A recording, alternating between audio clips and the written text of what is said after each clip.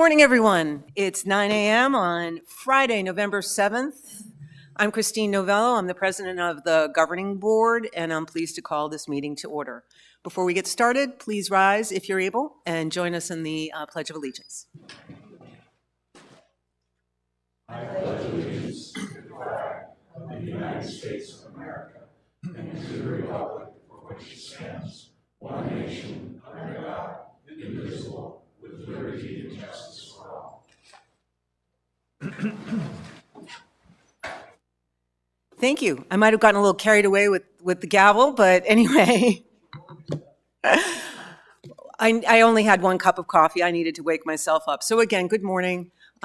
Christine Novello, joined today by all of the governing board members today, so we certainly have quorum. If you want to know who we are in more detail, we introduced ourselves during our very first workshop meeting back in September. I believe that date was September the 6th. So just head to that video and you can hear a little bit more about us and put faces with names and so forth. I'll start off today by reading our meeting procedures as we do at all our meetings. The governing board and its committees conduct all their meetings in compliance with Arizona Plan Community Association open meeting laws per ARS 33-1804 and in concert with RCSCW bylaws, policies, and standing rules. Parliamentary procedures as outlined in the most recent edition of Robert's Rules of Order will also be followed in all meetings as appropriate, consistent with Bylaw 3.07, procedures for owner-member meetings, and standing rules number 2 and number 3. So with that, we'll move on to agenda item 2.01, our workshop meeting minutes from October 10th. Directors, any concerns, any objections? So seeing none, I believe we have consensus to approve those and move them to file. Thank you. We'll move on to new business. For those who have attended any of our committee meetings, this may feel like a little bit of deja vu, but if you haven't attended any of our meetings this week, we're very pleased as an association to welcome Herschel Workman to the staff. Herschel's the new, sometimes we call Carl's Jr., but he's the new capital improvement project manager. So Herschel, we're very pleased to have you with us, and welcome. Thank you, and yeah, you're right about deja vu. I think I've spoke with all of you this week at one time or another. So, but as she said, my name is Herschel Workman. I'm here to replace Carl. Carl's been running me through the gauntlet this past week, showing me all these projects that we've got coming up, and I've really enjoyed it. I came here from the town of Wickenburg. I was the Public Works Director in Wickenburg for the last 7 years. Previous to that, I'd worked for the Federal Aviation Administration for 33 years, both in Chicago and Atlanta as a civil engineer, but I primarily did construction project management there. I'll just real quickly tell you how I came to be here. Stephen actually reached out to me, I think the end of June, and asked me if I was interested in this position. At that time, the timing wasn't really good for me. We were building a house in Surprise, and I just wasn't ready to move at that time. But then I guess I reconsidered at the end of August, and here I am. So I hope things work out well for everybody. Thank you very much. Thank you. Thank you, Herschel. We're really pleased to have you on board. It's very pleased and a bit bittersweet because, of course, we know that Carl will be retiring again at the end of the year. But we're very confident that you will fill his shoes and very competently. So again, welcome aboard. So moving on to 3.02. We're going to be a little heavy on some of the policies and some of the drier aspects of governing our beautiful community today, but it's very important stuff. So I've included in our packet, I put some of this into presentation form so that we could have a good discussion. So if you could move on to the next slide for us. Today, what I'm going to be doing, or my portion of this, is to look at 2 different items that a few of the board members have been helping me with, and you've heard me mention over the past few workshops and regular meetings as well. So today I'm going to be looking to you, my fellow board directors, consensus on 2 different items. One is to assure that we are ready for legal review of a few of bylaw corrections or red lines, specifically related to elections.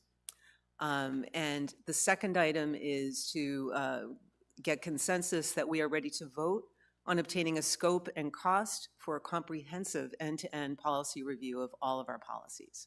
So those are the two things that we'll talk about in this agenda item. If you could move on for us, one more. We'll start with the bylaws. The last time we reviewed the collective we, reviewed our association bylaws was in May of 2020. So it's been somewhere a little over 5 years or so. We started off this governing board year in July looking for some critical errors or gaps and so forth. We knew that we had some gaps in elections. That was brought to us. The elections bylaws gaps or errors were brought to us by the Elections Committee of 24-25 in their end-of-year report in June. So when the governing board, as you remember, most of you were there, we held a meeting right at July 1st, right when we kicked off our year, and Directors Forsey and Turner volunteered to help me review some of those bylaws, again, looking for some critical errors and gaps. So, today we wanted to consider, and we did look at the errors in those elections sections that were brought to our attention. We did look at a couple of other opportunities as well, but if you go to the next slide for us, the first thing we wanted to do is look at those errors in elections because, as we all know, many of us spend a lot of time diving very deeply into bylaws and policies. We'll get to policies later because Director Grom and I have been looking at policies specifically. But once you start looking at our bylaws and start to read them, you start to notice all sorts of opportunities to clarify, to make sure that things are clear. There might be some duplications and questions. As I'm looking at Director Grom because he, and among others, and I we've spent a lot of time talking about how once you get started on this, you just start to circle and circle and circle. So in order to get started, we wanted to start first, or I want us to get started first with looking at those, the elections issues themselves. So there are two key areas where the elections bylaws need to be updated. We looked at bylaw section 3 and bylaw section 4, specifically the items that are noted here pertaining to elections, because the bylaws as written specify some very specific procedures for elections that we really don't follow anymore since we've changed vendors. So we wanted to take a look at that and make sure we're accurately reflecting what we currently do. So, basically, we wanted to reflect that, reflect some consistent terminology. I'm also proposing, and we'll take a look at these in more detail in a moment. I'm also proposing that we respond to some of the concerns and questions that we've had and that some in the community have voiced to ensure that our voting process is always independent. It remains independent, independent of staff and governing board counting those votes. I just wanted to assure all of us and anybody who's here and watching online, there's not been an issue of independence at this point, but we wanted to consider including that provision in our bylaws because we feel it's important to ensure that we have independence there. So with that, if we can switch over to the red lines, and I believe directors, you have, thanks to Karen, we have typed out versions. It might be easier to look at some of that, but for those of you who are here and online, it's attached in a separate document. So what you see in front of you is my view or my attempt at this red line or update of those three areas. And again, we're following the recommendations of not just last year's elections committee, but it remains the recommendations of the current year by elections committee as well.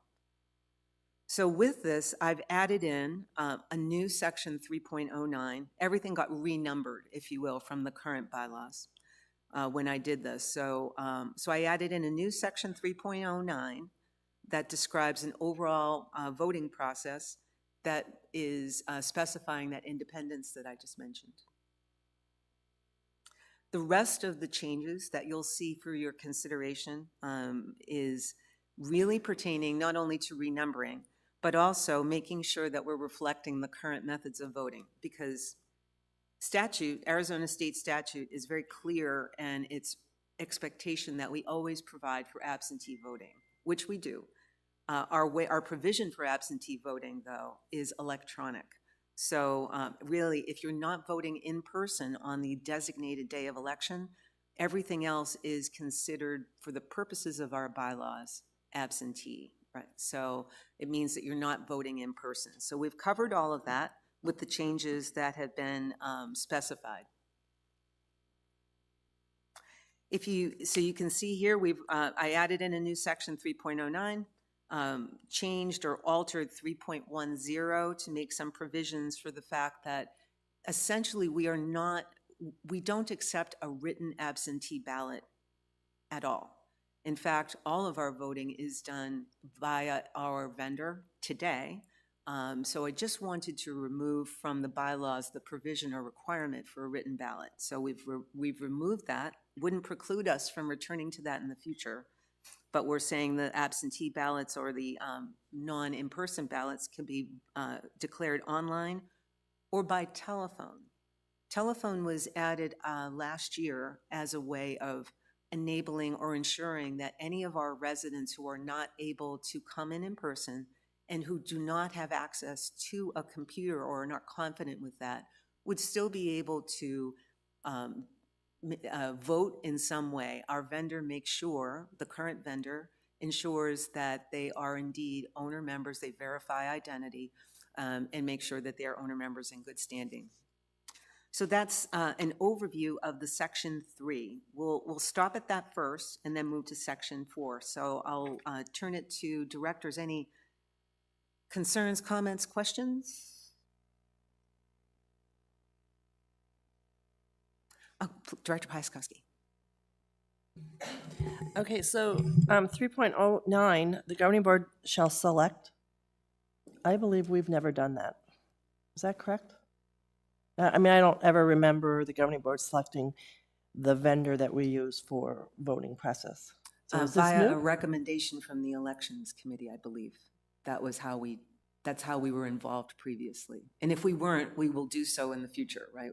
Any changes in the vendor will come to the governing board for a recommendation for us to approve. I believe we were. And Because again, if we I weren't, thought we it was will going always, forward. I don't know, who was the election person last year?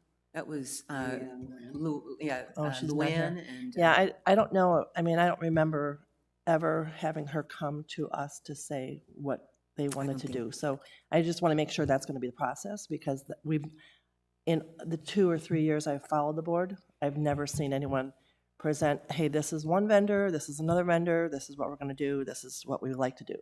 So I want to make sure that happens if this is going to be in the bylaw. Fair enough. I think this So- this ensures that it must happen, right, going forward. So, and we do have Kathy Estes, who's our chairperson of elections. So she's here today, and I believe that would be something that we could do via Kathy. There's no change in vendor that's proposed, but we could have her make that recommendation through the committee to us for review. Okay, All right. that'd be great. Yes, was that it for now? Okay. Yeah, I'm Director- just kind of, because in the past, I think our staff has always made that recommendation to our committee. And I think it should be that the committee goes out and looks at other communities and say, how do you do this? What vendors do you use? Our staff is the one that always has done that in the past, I believe. And so because it says right here, this independent from the RCSCW staff. So right now, how it's been run for the last couple of years, it has not been independent from the staff. The staff recommended it, the Well, what committee the- took it, and What- they didn't really do. Okay, let's go back to, I understand what you're saying, I'm sorry to interrupt you. Just read the sentence. This is making sure that the vendor is independent of the staff. Not saying that the staff is not involved in recommending or helping the committee consider. Right, But rather that the voting will always be conducted outside of Sun City West staff, that staff is not counting ballots or involved in that at all. That's But they really what I was shouldn't- trying to say. the staff should not also be involved in choosing the vendor. It should be the committee, the election committee should be choosing that vendor. with recommendations from their With- staff advisor is how most of our committees work, including yours, right? Okay. So, just a moment, our staff advisors typically provide input for the committee, and the committee can make that recommendation, I believe. Before we go to you, Director Grom, we'll go to Kathy So Estes. Kathy Estes, 131671. I am Chair of the Elections Committee this year. I think staff typically does the research not only for our legal team, but for our accounting supervisors, the people that review our work. Same thing with the elections vendor. I mean, to ask the volunteers on the election committee to research vendors is unreasonable, I think, in my opinion. We'll be happy to review what the staff comes up with and make a recommendation on that, but to ask us to actually go out and research that, we don't have the knowledge to do that. I think that's, in my view, that's fair, and I think, again, it aligns to what many of our committees do in terms of using the expertise of our staff to do some of that research, but does take ownership for making the decisions and the recommendations to the governing board. What this would endeavor to do is make it really clear that there's a recommendation that comes in and the governing board is at least aware and approving that recommendation. If it hasn't happened in the past, this would ensure that it happens going forward. So Director Grom, I'm sorry, we cruised by you there for a minute. Thank you, President Novella. You touched on this already. The fact that we have to use, I guess, the word ballot. I don't know, is there a way to make this a bit clearer? The fact that, like in section 3.10, the last part of the second sentence, an absentee ballot may be submitted. You're not so much submitting a ballot, you're submitting an absentee vote. I mean, I don't know if that clarifies it. And the same thing down in 3.10.2, .3, and .4. Absentee ballots shall not be opened or counted. Actually, it would be absentee votes, shall not be counted or tabulated until the day of election. Because, I mean, to me, the way this reads, people actually may think we're going to be sending them paper ballots to actually do their absentee voting, and that's not the case at all. It's going to all be online. So, I mean, I don't know of a better word than ballot, but it's an absentee vote to me. Well, as I mentioned, both Director Turney and contracted Turner and Forsey into one word. Directors Turner and Forsey helped, and Director Turner had pointed out to me a need for that kind of clarity. Right now, it's all the way down in 3.11.5.3, so all the way at the very, very bottom. And I think it's buried, and I think that was a comment that that Director Turner had said as well, in terms of if you agree that that very last statement clarifies electronic voting will be deemed to constitute a written ballot or a ballot vote for the purposes of these bylaws. If that's the case, then we shouldn't, it may be a little buried, and we can move that up to section 3.09 or someplace really much more prominent so that we can see what an absentee ballot or vote would constitute. What do you think of that? Is it better? I understand what you're saying, and the reason why I'm a little concerned is that the statute actually uses the phrase absentee ballot and not vote. Right? So that's, if you'd agree, we could take that one statement at the very bottom and put it closer to the top.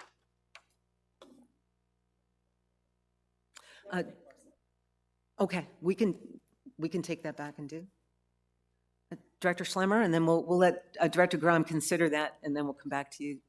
I'm actually responding to his comment, and I hate to get this wordsmithy, unfortunately, but I think his comment leads me to do that.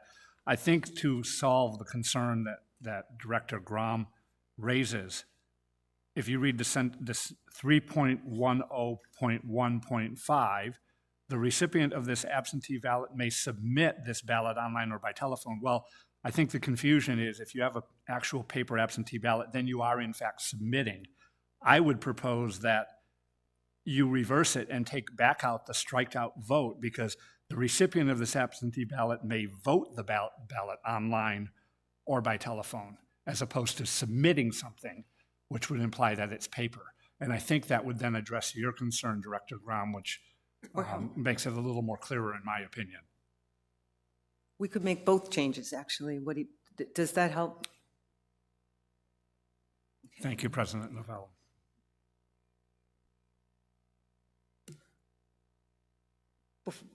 Go ahead, Chairperson Okay. Estes. So just one thing, a blind or deaf person can't either make the phone call probably or write in a ballot. So homebound voting facilitated by the committee, make sure you have that in there somewhere.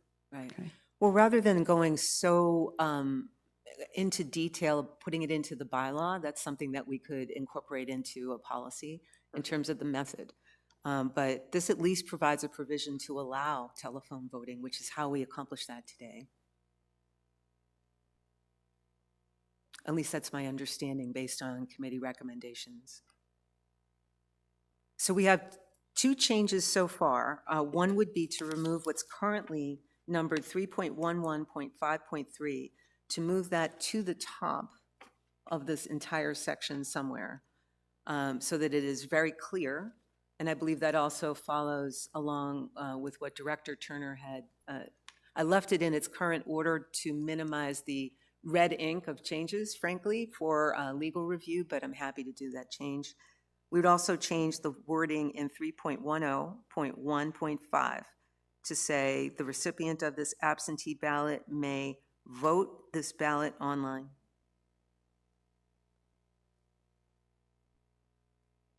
Other comments or questions from the committee? This is what happens when you only have one cup of coffee from the directors. Apologies. Okay, let me open it up to the rest then of our residents who are here online.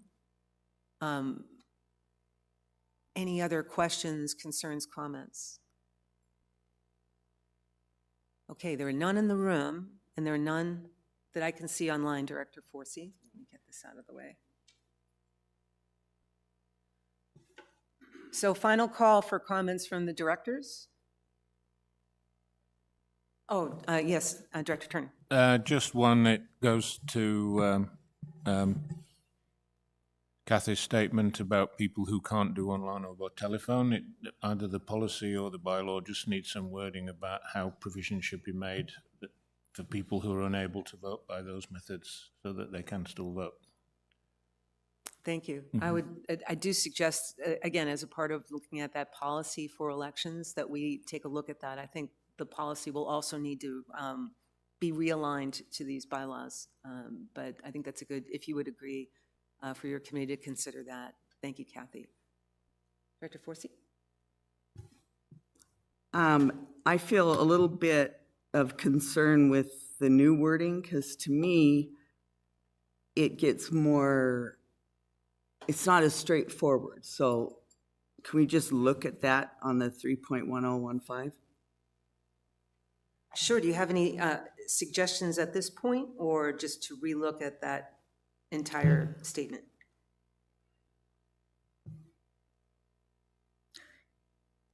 That's okay. You I can don't have any reconsider. suggestions, but I just felt think like it's unclear. that we'll do this made it more difficult, The new change or the old?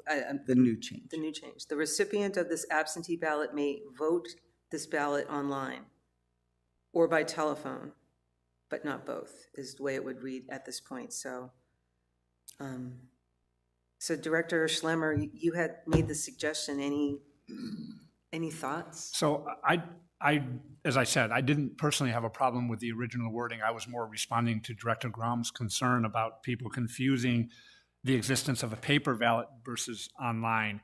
And so I think by taking the word submit out and changing it to vote, the submit would imply I'm submitting something physical, as opposed to vote would mean I'm actually executing the process of voting the ballot.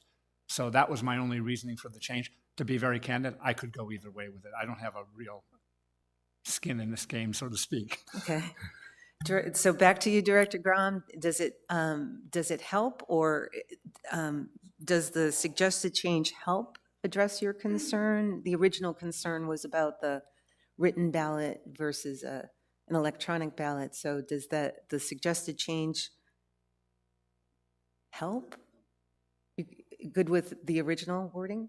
Or as long as we move that statement at the very bottom to the top, I would presume? Okay. Okay, so we'll keep that. The next step, directors, just so that you're aware, this is not a vote to approve, right? So therefore, this won't necessarily go to our regular meeting just yet. The next step is, as we've all discussed over the past few meetings we've had together, we wanted to have consensus before any of us goes out and incurs the cost of a legal review. So your consensus today, should you agree, would be, okay, this is good enough for us to take it to the legal review and ensure that we're aligned with statute. So that's what I'm looking for here in terms of consensus. This will therefore come back to us, any final wording will come back to us for a vote in a regular meeting. Director Schlemmer?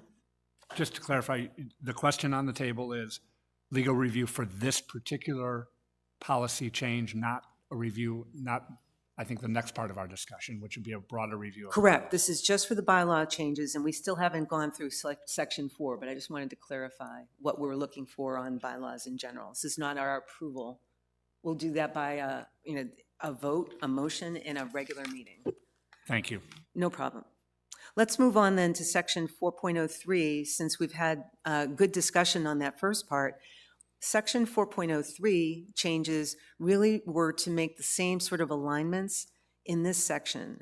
So again, what we tried to do is ensure that two things. First of all, I removed, as some of you have been dealing with in your committee sessions, sometimes we're very specific about referring to specific bylaw and policies by numbers and section, which seems like a good idea until the fact that you have to put the vast majority of these bylaw changes out to vote. So we want to make sure that we make bylaws that are clear, but also will not require continuous update. So I removed the specific article and number reference that is yellow highlighted, just referring to the general section, which will always remain, the owner-member elections meeting, so that we're saying the governing board elections are held in accordance with that section, just so you know the nature of that change. Just taking out the specific number references so that we have an easier go of keeping these in alignment. Same thing in 4.3.2, made the same change, just removing that specific article number. I don't know where the strike, oh, there it is, section 3.9 was referred to. And again, just made those changes throughout. Down to 4.3.2.5, the next yellow highlighted area, is ensuring that the eligibility is determined in some way. And again, as we just discussed, the specifics of how that's determined today could be updated in our policy. We can, the committee can take a look at that, and we can take a look at that specific policy for voting. But again, removed all references to written ballots so that this section aligns with section 3. I owe a specific debt of gratitude, by the way, to the sharp eyes of my fellow directors, especially Director Grom. So thank you for pointing out that we needed to keep this section in alignment with 3.9, 3.10, and 3.11. So that's in addition to renumbering, really just wanted to make sure that there's a little bit of clarity there, but took out the references to written ballots here and tried to align this section with the earlier section on overall voting. Any concerns with this section now that we've gone through 3.9, 3.10, and 3.11? Yes, Director Chatton. Just to comment on the changes to 4.3.2.5, it says, ensure the eligibility of all voters is determined is redundant. If they ensure the eligibility of all voters, that's all that's required.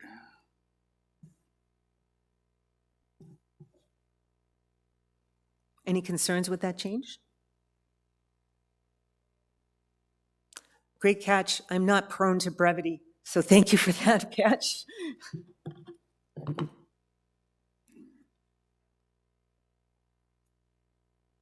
Anything else? Director Crum? Yes, thank you. I see that 4.3.2.8 has been struck out. I don't know why it was in there in the first place, but our documents and the state statute are both silent with regard to allowing people to be present while any ballots are counted. And I don't see why we wouldn't, at least at a minimum, allow the candidate to be present during the counting. I mean, that would ensure transparency to some degree. I don't think it has to be any member there, but I don't have a problem letting the candidates be present for all vote counting, not just the absentee ballots. And as I said, this is not addressed in our documents and it's not addressed in the state statute. However, other states do address this and it says they must be allowed, but we're not living in other states. And noted, the challenge we have is when you have an electronic service provider, as we do, there's nothing to observe, really. So requiring this or saying that anyone, including, although, again, I think any candidate or owner member it would be great if they could, if we were counting physical ballots. But since it's electronic, I think that would be really hard to do. It would be audited, really. So that's my response. I don't think we can put it back in. And as you noted, it's not in the statute, but that's the only reason why I was proposing taking it out. I love the idea, but there's nothing to observe at current time.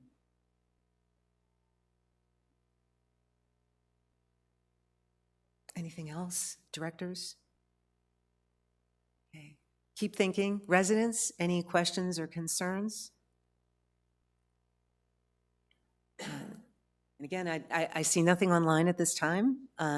So directors, as I just mentioned, what I'm hoping for here is your consensus that this is good enough or clear enough, the intentions are clear, that we can now send this on to legal counsel for their review to ensure that we've stated that we don't need to make some changes to the verbiage to align to statute. So any objections to that?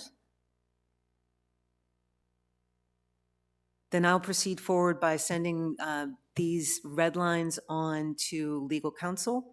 Once we have those back, I'll send those back to us. If there are no changes, then we will put it to a vote at the next regular meeting following that review.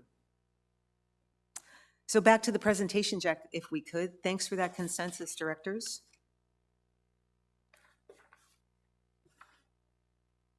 So moving on to policy review. So that's the second topic, right? This is a little thornier, and we've talked about this as directors in different contexts. So just as a quick repeat for us, but mostly for our residents, all the policies are reviewed every year, right? Every one of our policies. Standing committees, 4 of them review the policies as described. Our Chartered Clubs Committee does not get out of this task either, but they have the very big task of reviewing our RMPs, a very large document in and of itself. But that stands apart and it's different from policies. So again, for all of our RCSCW policies, those 4 standing committees are in the process of making those reviews right now.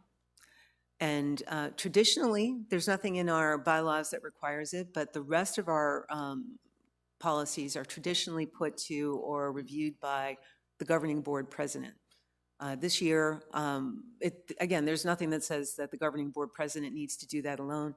I sought the advice, counsel, and sharp-eyed review of Director Grom, and because everything relates, policies and bylaws relate, By default, Directors Turner and Forsey also had some viewpoints on policy reviews, but specifically, thanks to the three of them, but specifically to Director Grom for helping me. We're still in the process of going through some of those, but that's just to assure us that we do review all of our policies every year. What's missing is, despite our best efforts, we do try to look for overlaps and conflicts, but we're humans and we're volunteers, and we do not review everything in context, if you will. So if you go to the next slide for us, what we've seen as a board in a couple of cases already this year, a couple of our policies, we've observed that while not in conflict, they were definitely misunderstood and easy to misunderstand.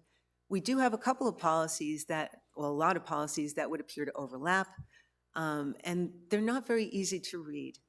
It's not exactly a page turner, nor does it need to be. It doesn't need to be a riveting read, but they do need to be clear for all of us as owner members and for our staff, because the staff uses these policies in order to come up with the operational procedures. So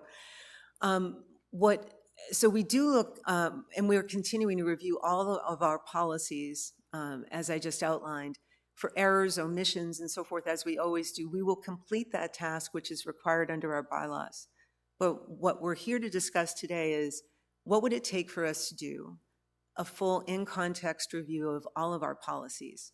Apologies to those of you who may have noticed, but there's a bit of a typo here. We actually have 58 policies, not 54, but you get the idea. It's a pretty considerable amount. We have, the last time that the governing board discussed this, we had a challenge that we had to review. The review was in an executive session because it was a legal review. But we did say that we would come here for an open meeting to discuss this possibility of having an end-to-end review to ensure that all of our policies remain in alignment, of course, identify and resolve any conflicts or duplications, and provide a consistent structure. Our policies have evolved over 30 some odd years, and there is no consistent structure. Some start with a section that's called purpose, they call it a little different. So again, this would just be to make things consistent, easier to read, and so forth. What we don't know is what an effort like this would cost, and my recommendation to us as a board is that we obtain a quote, that we understand, just as we're doing with all of our budgeting today that's coming from our operations team. We'll be considering a budget proposal in January. Our general manager puts together an operational budget. What we need is a budget number, if you will, to consider in the same period of time. If we do not have the funds available to conduct this review this year, we can discuss in the same budget process, do we have the money, making sure we have the money established in the budget, and when that effort would take place. It's a considerable effort, and just by bringing in an outside source, this does not absolve us as a governing board from the oversight and involvement. It will still be a considerable effort, so we need to understand what would be required from us as well. So that's my proposal to you. Now I open up the floor for discussion of the notion. I'm going to voluntold, Director, if you will. I'd like Director Backnell, if you wouldn't mind weighing in, because I know that this notion has come up for the finance policies. So do you have a point of view or something that you'd like to add to what I just proposed? I'm not sure if Budget and Finance has the highest number of policies, but we have a significant number of policies. And quite literally, almost every one of them could have used some wordsmithing, if nothing else, for consistency and continuity. But we tried to make sure, because of cost, that we kept the proposed changes and red lines that we want to submit to the governing board to allow to go to legal, I would say to a minimum, because we really feel that in order for these things to be consistent, it needs to be a thorough top-down of all 54. And the Budget and Finance Committee wanted me to stress during the meeting today that they would really like to see the board go this direction so that we could have all the policies and procedures synchronized, so to speak, and make sure there's no overlap. Thanks for that. To quote our self-appointed board historian, I don't believe that this has been done previously. When I looked through records and minutes and anything I could find from the board, I don't see evidence that in our 30-some-odd year history, which actually does predate you, Director Williams, I believe, but still, I don't see any evidence that this has ever been done. And at a previous meeting, you had said something similar, as I recall. Has in your association with the board, because you've had many different tenures, and we're grateful for that. Has this been looked at in your tenure? Yeah. I don't see any evidence that it's ever been done. And again, it doesn't mean that there's any problem with that. We don't see any problem, but we do see an opportunity. So thanks for weighing in. We don't know yet the cost. Again, I just want to stress to residents and to the board, what I'm looking for here is a consensus. We would still take this to a vote in our regular meeting, but we're not voting at this time to spend any money. We're not approving a project. Just as we've done with some other projects that are new potential outlays coming in through the general manager's budget, what I'm proposing is that we add this. And since it's something that is really, policies and bylaws are our purview, this is something that we would oversee. It's really not something that we could ask the general manager to price out for us, to my knowledge. So it's something that we would go forward and endeavor to get a price on so we could consider it at the same period of time. Director Schlemmer? Thank you, President Novello. I don't see any harm in what you're proposing here, as I understand it, which is to simply determine what the cost would be in order for us to do a complete and thorough review. I do worry about what that ultimate figure is going to be, but I think that's a discussion for another day. In order for us to be able to know whether or not we can even venture down this path, I think the information you're seeking makes sense to determine what we're up against. I would want to caution us, just from my own, back in those days when I did this weird thing called work, just from my own experience dealing with legal counsel in a variety of ways, I would want to make sure that we have some clarity as to the firmness of that budget proposal, because more often than not, budgets go right out the window very, very quickly. But I think this type of information is really needed in order for us to move forward on a yay or nay on this at some point down the road. So I support your proposal. And I vaguely remember that strange four-letter word called work. And in my career, I did a lot of management consulting and consulting to boards. And I know firsthand how expensive these things can amount to be if not properly managed by the board that is authorizing it. So that if not properly managed is key. This might be something, again, it's premature. We would have to talk about how we would oversee that effort as a board. I think that's going to be a very critical component of making sure that the scope and costs are managed. I know Director Forsey, when we were looking at some of the bylaw and policy changes, had done some research on, for example, using artificial intelligence just to identify the areas, not to rewrite, but to identify the areas of potential conflict and overlap. So there are ways like that that we could venture as we move forward. How could we potentially start to contain some of the costs? But as you noted, it's premature right now to even know what we're up against. Director Forsey, since I used your name, go ahead. I was wondering, when we're getting the price, I mean, do we need to do all 58 of them right now this year? Or should we say, we'll do this many this year, this many will go for next year, and so forth? Again, I think it's something that we could ask in the quote to, how would we better manage the effort and the cost, in terms of incremental? Is there a benefit? I'm really not sure. I think the whole notion here is to come up with that contextual, in-context reviews, so I don't know how to do, well, we could ask. That's a long-winded way of saying, don't know until we ask, right? But those are ways that we may be able to ask the potential vendors to help us contain those costs. The key thing, though, is, again, once we know what we're up against here as a board, we can determine if there's an appetite, how do we budget for that effort, and how frequently would we want to do that going forward. It gets built into our long-term financial plan, which is how we manage our entire association. So,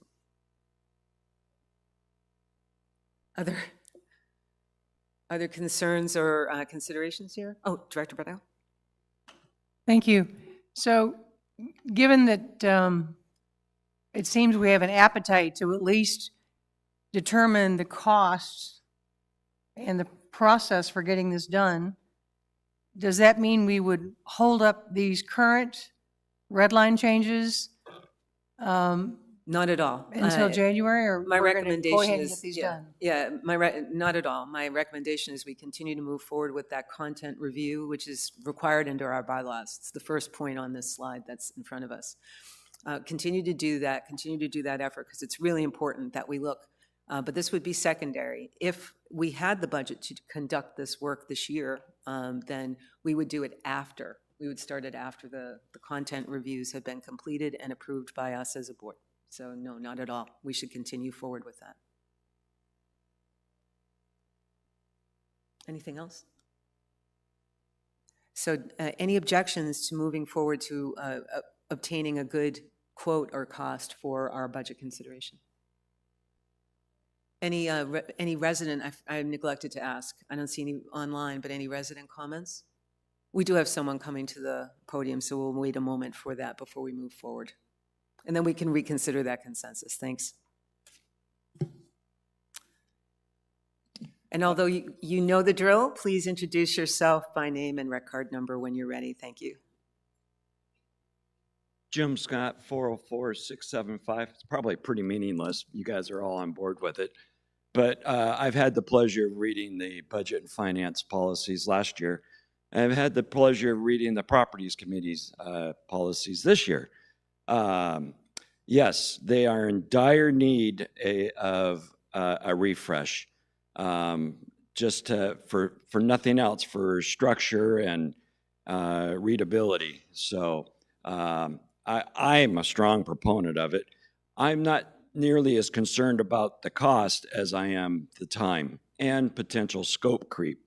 But I think those, once you get some data in regards to costs, you can kind of manage it from there. But yeah, just wanted to, thanks. Thank you for that, Jim. I remember that very well because we were on the same committee at the same time, and it's been under consideration for a while. Again, remember as a board, we have lots of opportunities to manage an effort like this, including and not limited to having commissioning a short-term special committee if we thought that it was required in terms of being able to manage that scope. So let's take a look at the cost. Again, if there are I see no other comments online, no other concerns or objections. Oh, go ahead, Director Turner. Yes, thank you. Just one thing, I think I mentioned this in a previous meeting, which is, can we add at the end of any policies as we change them? We have the dates when last reviewed and dates published and so on. Can we add below that a reason why the last round of changes were made? Because one of the things when you look at a policy that's 5 years old and it was changed 5 years ago, you don't really know what they changed or why. And I think that's a useful record just to have there. It wouldn't be, it wouldn't be part of the policy that the recreation centres have to implement in any way. It would just be there as a note for future members of the governing board and future members of the committees as to why changes were made in the past. And so they don't end up revisiting and changing things back. It's a good suggestion, as frequently happens, right? Again, we're all human, and we have a turnover of committees and board every year, so it's a good suggestion for us to consider. Any other objections to this particular consensus to get a quote for our budget? And then we can talk about the how, and that can be included in the how to improve going forward. Great. So seeing none, we'll move this to an actual vote at our regular meeting, and then we'll proceed forward to getting some quotes. Thank you very much, directors. We'll move on then to section new business 3.03. Turn it back over to Director Becknell, who has some budget and finance policy recommendations to share. Okay, I'll let him bring up the red line version for FIO1. And I think that what you'll find in FIO1 is really an example or a significant example of how all the policies need to be cleaned up, to be more readable. There were very few significant changes, I would say, to this policy, other than to look at, you can see we just moved a few sentences or a few words around, but we've left the content essentially the same all the way through to paragraph 2.4, where we removed the on July 1, 1990 sentence about how we adopt accounting procedures on depreciation, and we just simply left it to say depreciation accounting shall commence on the date an asset is placed into service and is calculated using the straight line method for depreciable assets. Okay? And to also add, this schedule shall be submitted to the Budget and Finance Committee for review as part of the annual budget process. And aside from that, the changes that you would see is just really typographical or making better sentences out of run-on paragraphs. So no substantial, in your view and in the committee's view, not a substantial content update, but an essential readability update? Is that It was more of an example to speak of, to the more readability and to the actual task as to how we calculate the depreciation and so on.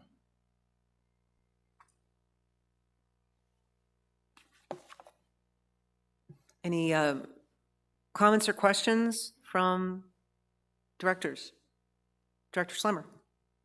It's indirectly related to your policy change. I'm just curious with regard to depreciation. It's probably a question for Cliff.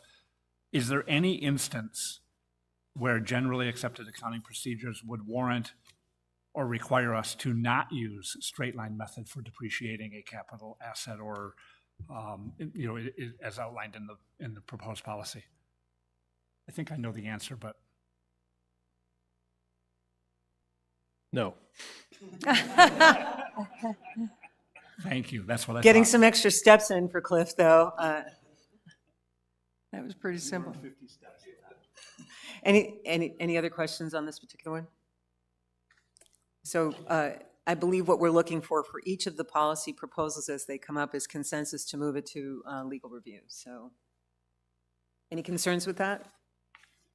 We'll see the final version. If there is any change, we'll see final versions come back to us. We had agreed, as well as a reminder, directors, we will bundle once all of the content changes have come in from all committees, we'll bundle all those together and send them as a group for legal review, again, as a potential cost-saving method. Okay, Moving on. Thanks. all right, we'll move on to FIO3.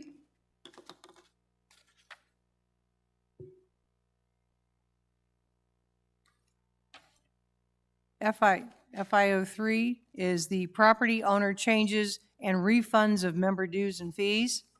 And again, since we were making some changes to this document that I think are going to be significant, a little bit, a few paragraphs down, we decided to clean up the rest of the text.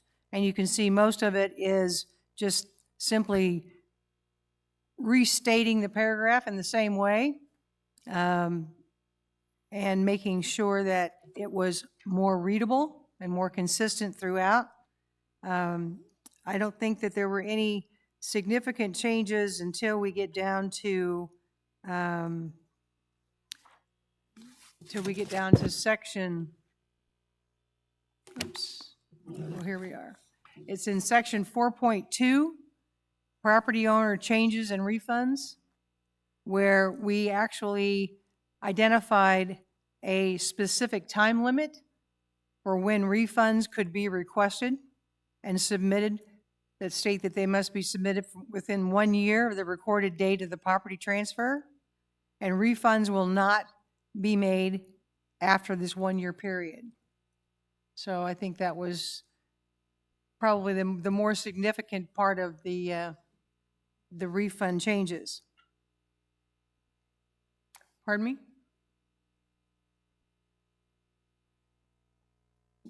Well, it's same in here as well.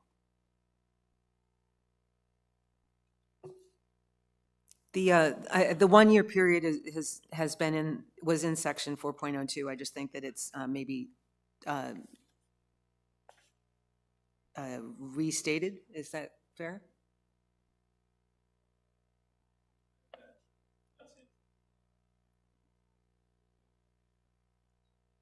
Right. And again, I think you can see just through the voluminous updates that we're just trying to make this easier to read, easier to understand for the owner members with regards to how the refunds get handled.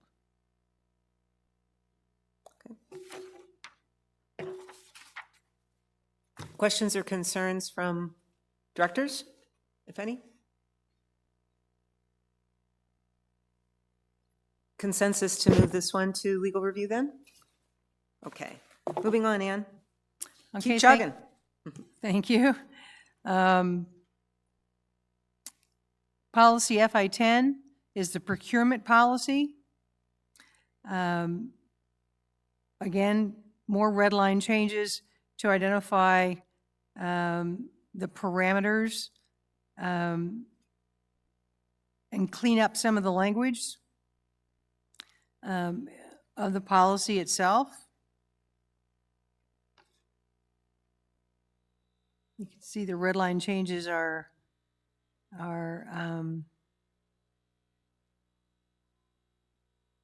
not terribly significant until we get back to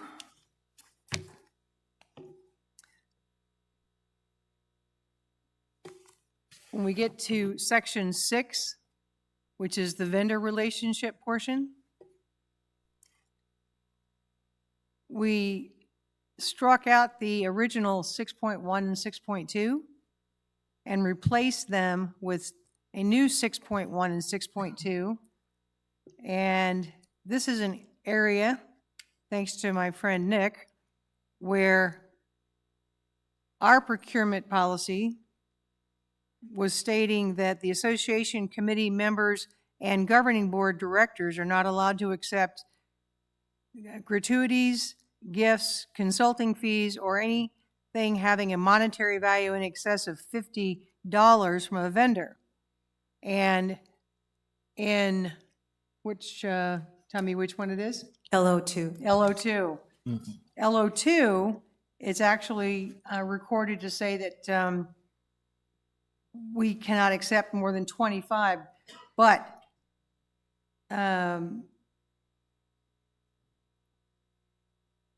this would be a conflict between the two policies. If we didn't have a lot of sharp eyes staring at this document, we would have put in this $50. Now, it's been recommended to me that all we need to do is to say the association committee members and strike out and governing board directors. And so just strike out and governing board directors, because then LO2 would take the precedence for the governing board, which sets our limit to $25 as a gift, but leaves it open to other members in the committee, in the community, to receiving a $50 lunch, gift card, whatever it might be. So I think your committee has referred to it as the box of C's candy is because a box of candy nowadays is more than $25.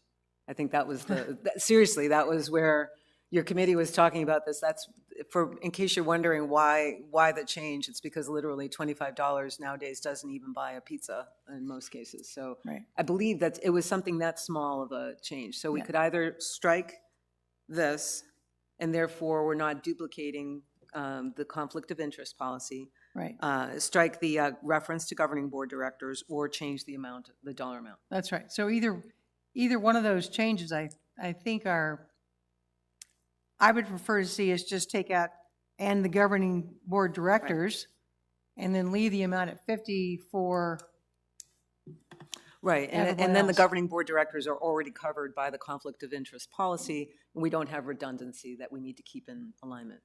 okay? Director Schlemmer? So I don't like accepting any gifts. I'm going to put that on record because what I'm going to say might sound a little weird. I do not understand why we would have a different amount for committee members versus governing board. I think the approach we're proposing is just sidestepping the issue. We should pick a dollar amount. It should be that way consistently, whether you're a committee member or a governing board member. It would make no sense to say committee members can get $50 or up to $50. Governing board members can only get Right. 25. Personally, I don't think anybody should get anything, but we ought to make it consistent. I agree with you, Director Schlemmer, for what it's worth. I also don't like accepting any gifts, but again, establishing a limit is pretty standard. But what we're just saying is we could change that amount in policy LO2, which is something that falls to us as a board to change, right? So assuming we agree as a board with this change, I would recommend we adjust LO2 to be in alignment with this from a dollar value as well, just so that it avoids the question. I agree. I agree. I keep looking this way, so I just wanted to make sure I'm not missing anyone. Director Turner? Yeah, just another point is that LO2 also has an annual maximum to prevent somebody having 2,000 gifts of $50. There's an annual $250 limit on in LO2. I don't know whether you want to move that into this policy or just leave it as is. All the things we're missing out on. Yes, yeah. So that's a question for Director Becknell. Would your committee consider that change, do you believe? Would it not make more sense to refer to the other policy so that then we have one policy, and if one changes, it's complete, rather than having two separate policies with different, same or differing amounts, but to say that it cannot be in excess of amounts identified in policy LO2. We could move the entire provision of 6.2 that's currently in vendor relationships here to reconsider conflict of interest policy to include the committee members as well. Conflict of interest is really limited right now to directors of the governing board only. So we could rewrite L2 to make that adjustment, and then we've got all of the conflict of interest in one spot, if you wish. I think that's the right answer. Again, it removes the redundancy between the policies and makes it much more clear. Would you agree, Nick? Yes. How about the rest of the directors? Any point of view on, again, we would have to take a look at rewriting L02 from top to bottom, because right now it's written as strictly a governing board conflict of interest, but it could be rewritten to make a similar provision for committee members by extension. What do you think, Director Grom? I'm going to call on you specifically because I know that you've read these top to bottom. Sure, thank you. You're saying remove in its entirety 6.2 and then rework it into LO2. Correct. So it becomes, Absolutely, thank you. I like that idea as well. I think it makes a lot more sense. So So if you're, if you're in agreement, if you think that, you can make this agreement on behalf of the committee, as long as that notion is baked into L02, we could strike that entire paragraph. if you wish. Yes. Okay. Director Chatton? So you're proposing we change LO2 to $50? I would think if we're going to have a common amount, it should be the lower amount, not the higher amount. Yeah, we can, when we revise L02, we can definitely consider that and just keep it one amount. I understand the notion where the $50 came from the Budget and Finance Committee, but again, I have no problem with that. When we update L02 to come back here, we could include, we wouldn't have to change that amount at all, just rework the conflict of interest policy so that it extends to our committee members as well.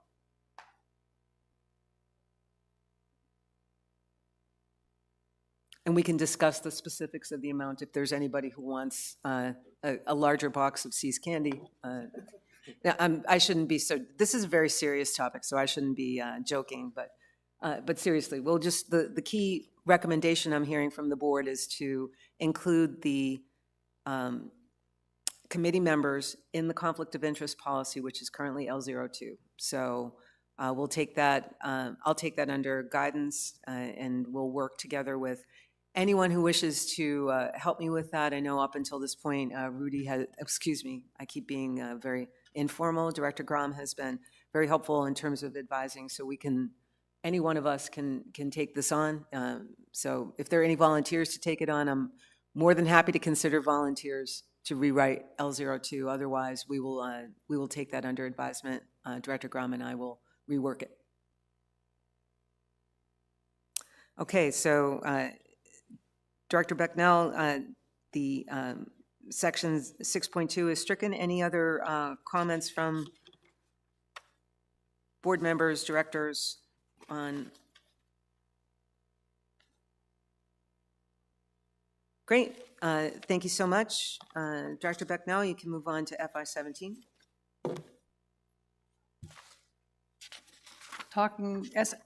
FI 17 was the asset preservation fee. And you can scroll down and you'll see there's basically one paragraph that was added regarding the owner members must submit the asset preservation fee refund application for refund of the asset preservation fee within the 12 months. Okay, that wasn't previously there. And so that is establishing that new paragraph, similar to what we were talking about before. And then, of course, just the renumbering of 3.3.5 to 6. That brings it into alignment with the policy we just discussed. Right. Any comments or concerns, directors? Do we have consensus then? Director Grom, go ahead. Thank you, President. My concern is under purpose 2.0. Purpose of this policy is to establish. Actually, the asset preservation fee is established in the bylaws. This policy does not establish the fact that we can do this. So I just think the word establish would not be proper. The purpose of the policy is to implement what's already been authorized. Perhaps when it was originally created, FI 17 established it, but and then I don't know whether that was added into bylaws after. And so what would be your recommendation for just altering the purpose? The purpose is, actually, we could probably take the entire section out for now until we come up with a common format. In association with the, I'm looking at general, the purpose of this policy is to establish and implement. So it's, the purpose of this policy is to implement the asset preservation fee, perhaps? Okay. Excuse me? You said? Under section 2.0, want to repeat that, Director Grom? It's just removing the words "to establish"? Well, yes, the asset preservation fee, the ability or authority to do that is already established in the bylaws. So policy really doesn't establish things. Policy is how you implement what's already been authorized, is how I see it. So it's not a minor change, right? It sounds minor, but it's an important change to you, to all of us. The section 2.0 would read, the purpose of this policy is to implement the asset preservation fee. Correct? Yes, not to establish, but simply take establish out and leave it to say, the purpose of this policy is to implement the asset preservation fee. Good catch, thank you. Thank you. Director Schlemmer? You have the same problem in 3.0, and I wonder if the solution to all of this is to combine 2.0 and 3.0. And also, we similarly have the issue we talked about in an earlier policy where we're saying effective January 1, 2001, the purchaser of resident will pay on the asset. Should we simply eliminate 2.0, change 3.0 by taking out the word establishment and say, make 3.0 your purpose, and then begin that section with the asset preservation fee is due on the recording date of the county recorder, getting rid of the language at the beginning about when it was established, because to Director Grom's point, that was put forth in the bylaws. It would then clean up all the language and make it consistent with our bylaws as well as with what the purpose of the policy is.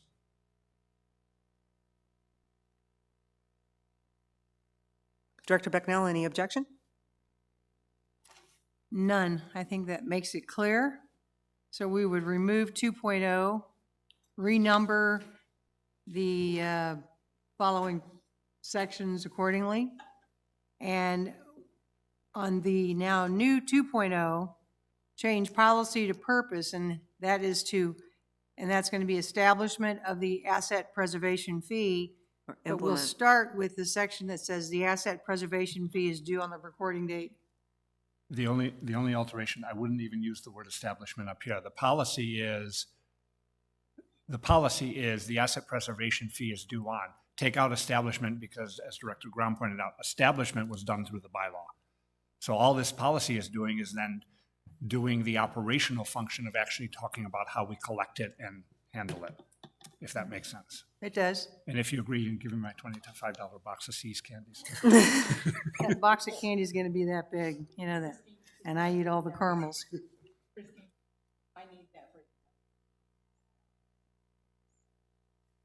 We will write it down if we agree. That's a good point. Thank you. So I do need to, before we agree, I just want to point out that we are already deviating from the standard, if you will, or from a standard alignment, right? So all the other policies that we're looking at start with a section 1 that says general, section 2 that says purpose. I just wanted to make sure that we are knowingly deviating, and again, I just wanted to point that out because part of what we're looking at is a way to make all of our policies consistent in structure. So I have a solution for what you just raised. I'm not, it is very redundant in this case. I'm just pointing it out. But if you Director wanted to make Schlemmer? it consistent and wanted to respond to Director Grom's concern, you could say the purpose of this policy is to set forth the process for collection and handling of the asset preservation fee or something to that effect. That Yeah, use it's not- 2.0. We're not setting any processes in our policies. Okay, That's but as I said, operational. word it, but basically that's the gist of what we're saying. The purpose of the policy is the handling To of asset implement. preservation. It's just, the purpose of this, just leave it simple. This purpose of this policy is to implement the asset preservation. Okay, Does and that then. sound good? I would agree, but it's up to, and then the second thing is then on 3.0, establishment, change that to implementation, and then do what I just said, begin Yep. it with the asset preservation fee is due. So Karen, section 3.0 would now be titled Policy: Implementation of the Asset Preservation Fee. The first sentence is stricken. Directors, does that make sense? Too many, is it too many changes to consider here on the fly?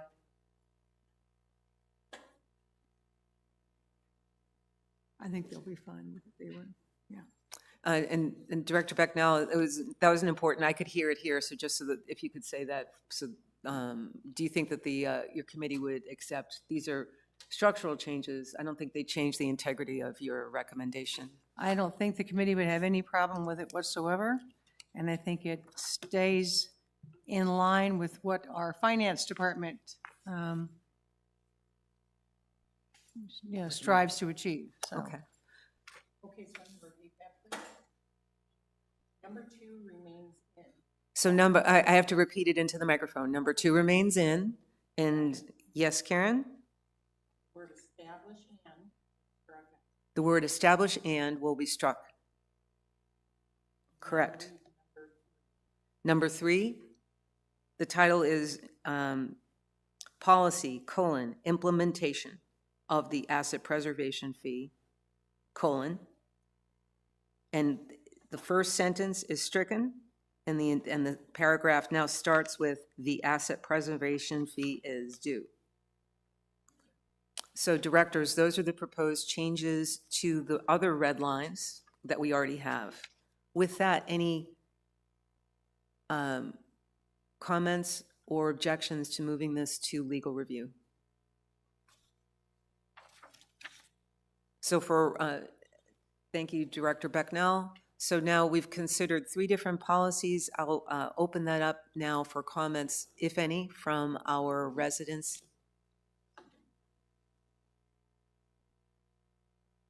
Okay.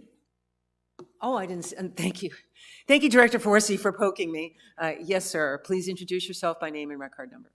Morning, my name is Jim Swanson. My record number is 125863. My wife and I have been property owners since 2004. For over 20 years, I've been a realtor in this area. And I know what it takes as far as trying to explain the asset preservation fee to buyers. One thing I would like this board to consider is the fact that we have many residents that buy more than one home in this community. My wife and I have bought 3 homes in this community. And it often happens as people come in, they kind of touch the water to see if they're going to like it. They find they love it, and so they buy up. And then as they get older and less active, they buy down. It happens a lot. Asset preservation fee is important for people to understand, and it's confusing for people when they come in and try to buy another property. What makes it worse is the fact that today, more so than ever before, we're dealing with a bunch of realtors who are not familiar with this community. Outside realtors are trying to sell into our community, and they don't understand our community. So I would implore this committee to give thought to making it very simple and easy for people who've already invested in the assets here to be able to turn that over and get that money as they see they move from one house to another. I've helped hundreds and hundreds of people buy and sell real estate here. I'm not saying that to brag. I'm saying that to the fact that we've got to be simple in this process. Otherwise, it becomes bitter in the tastes and mouths of people. Thank you.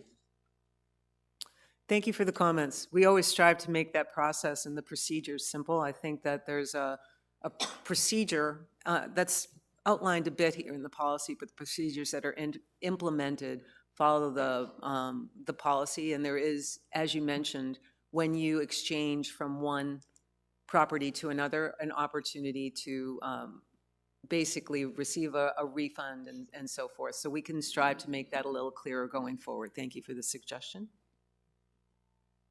Please. So just a suggestion on the. Please introduce Oh, yourself. sorry, Holly McCurdy, 137726. Thank you so much. On the vendor and striking out that particular paragraph about the directors and the committee members. So kind of to what Nick said, right? In 3 years, are we going to remember why we struck that out, right? And then is the people going to say, why isn't there a paragraph about vendors? Or so I think an idea might be just to reference L05 or L2 or whatever you guys were saying in the policy. That's all I have to say. Thank you for the suggestion. And again, it's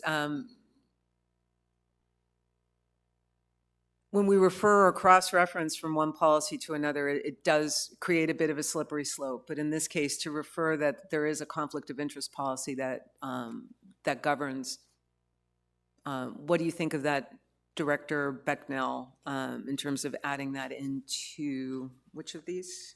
I can't remember, L03? No, L10, procurement.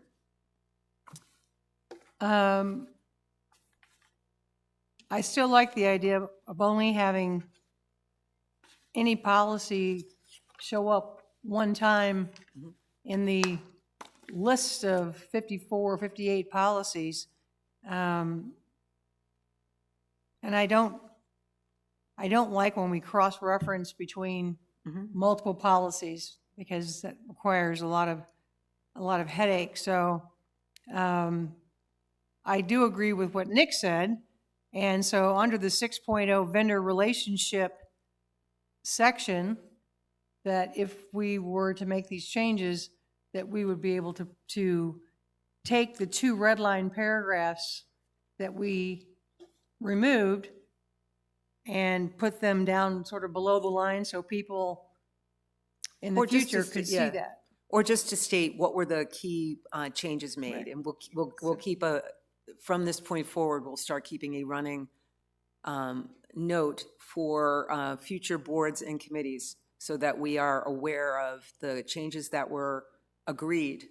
We do something like that, or at least we identify the dates of all of our bylaw changes. So going forward, I think the recommendation is to start tracking those so that we don't have as much redundancy. These changes were considered and made in a different way by the Budget and Finance Committee last year. So again, we've gone a bit in a circle. I'm not saying it's a bad idea. I'm just saying we've gone a bit in a circle. Some circular references here, so to start keeping track of that is a great idea. How we do that is really up to the board. So we'll take that one on. Thank you. We have another resident comment. Yeah, Welcome back. Thank you. Jim Scott, 404675. I have to second Holly's recommendation. Being the procurement policy and being vendor relationships and I understand the slippery slope of cross-referencing policies. I normally would agree with that. But gratuities are going to be in there, and it just seems logical to have that that cross-reference, since we're taking it out, to LO2 because of the importance of it being the vendor relationship and the procurement policy. And if I hear the suggestions accurately, please correct me. You're not suggesting that we repeat the entire section here, but rather just mentioning that the notion of gifts, et cetera, are covered under conflict of interest. Correct. Something of that nature, correct? Yep. Okay, I'm seeing nods from the original. And as long as we're simply referring to it by topic, I think we're fine. When we do have a problem when we start repeating sections and having redundancy. So it's something that the Budget and Finance Committee can consider. And thank you for the suggestion. Please note, I did not agree to make the change. The Budget and Finance Committee can consider that, and we'll certainly put the reasons that this change was made. We'll document that so that the Budget and Finance Committee can consider that for the future. Okay? Fair enough? Excellent. So, so with that, I believe we have consensus for all of the policies presented by Director Backnell to move those to legal review. So thank you, directors.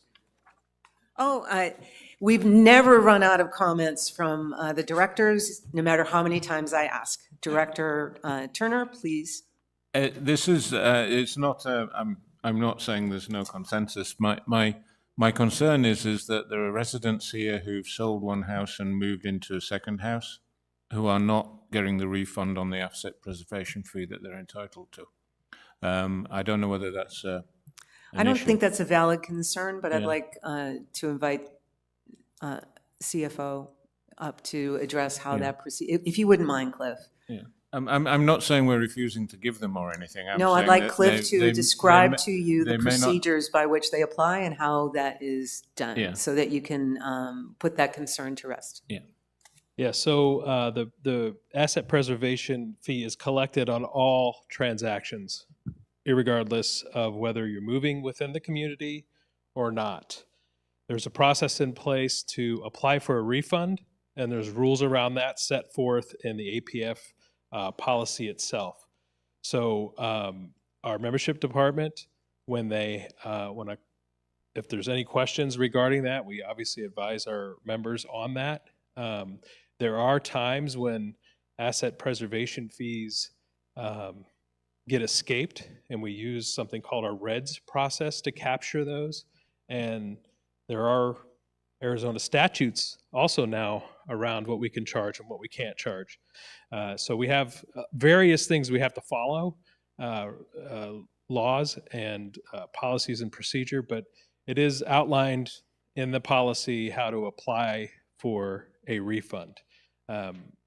We do collect it, though, on every transaction, and it's up to the member to apply for that refund. And Cliff, pertaining to this allegation that we have residents that are not receiving a refund, if a resident feels they have not received the refund they were due, is there an appeals process to you?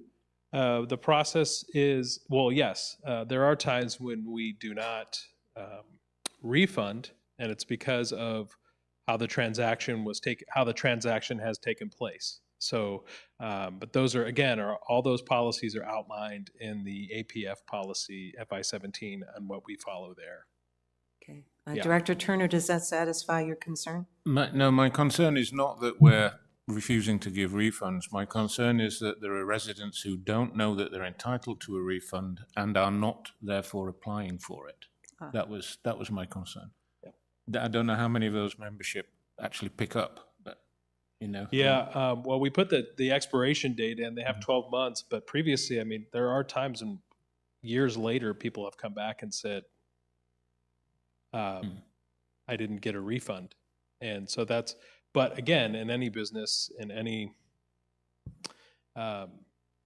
business, there is an expiration date on things. So we've closed years, we've,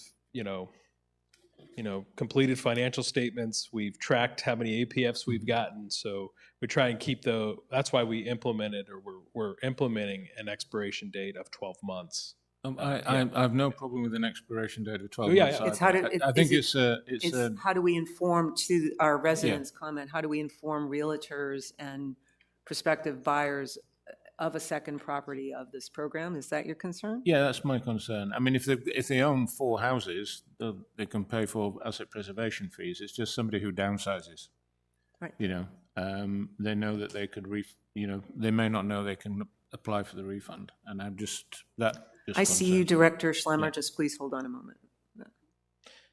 Yeah, realtors, we can't, I mean, someone from Iowa, if they're licensed in Arizona, can sell a house. So I can't, to get the word out to we can't control the realtors.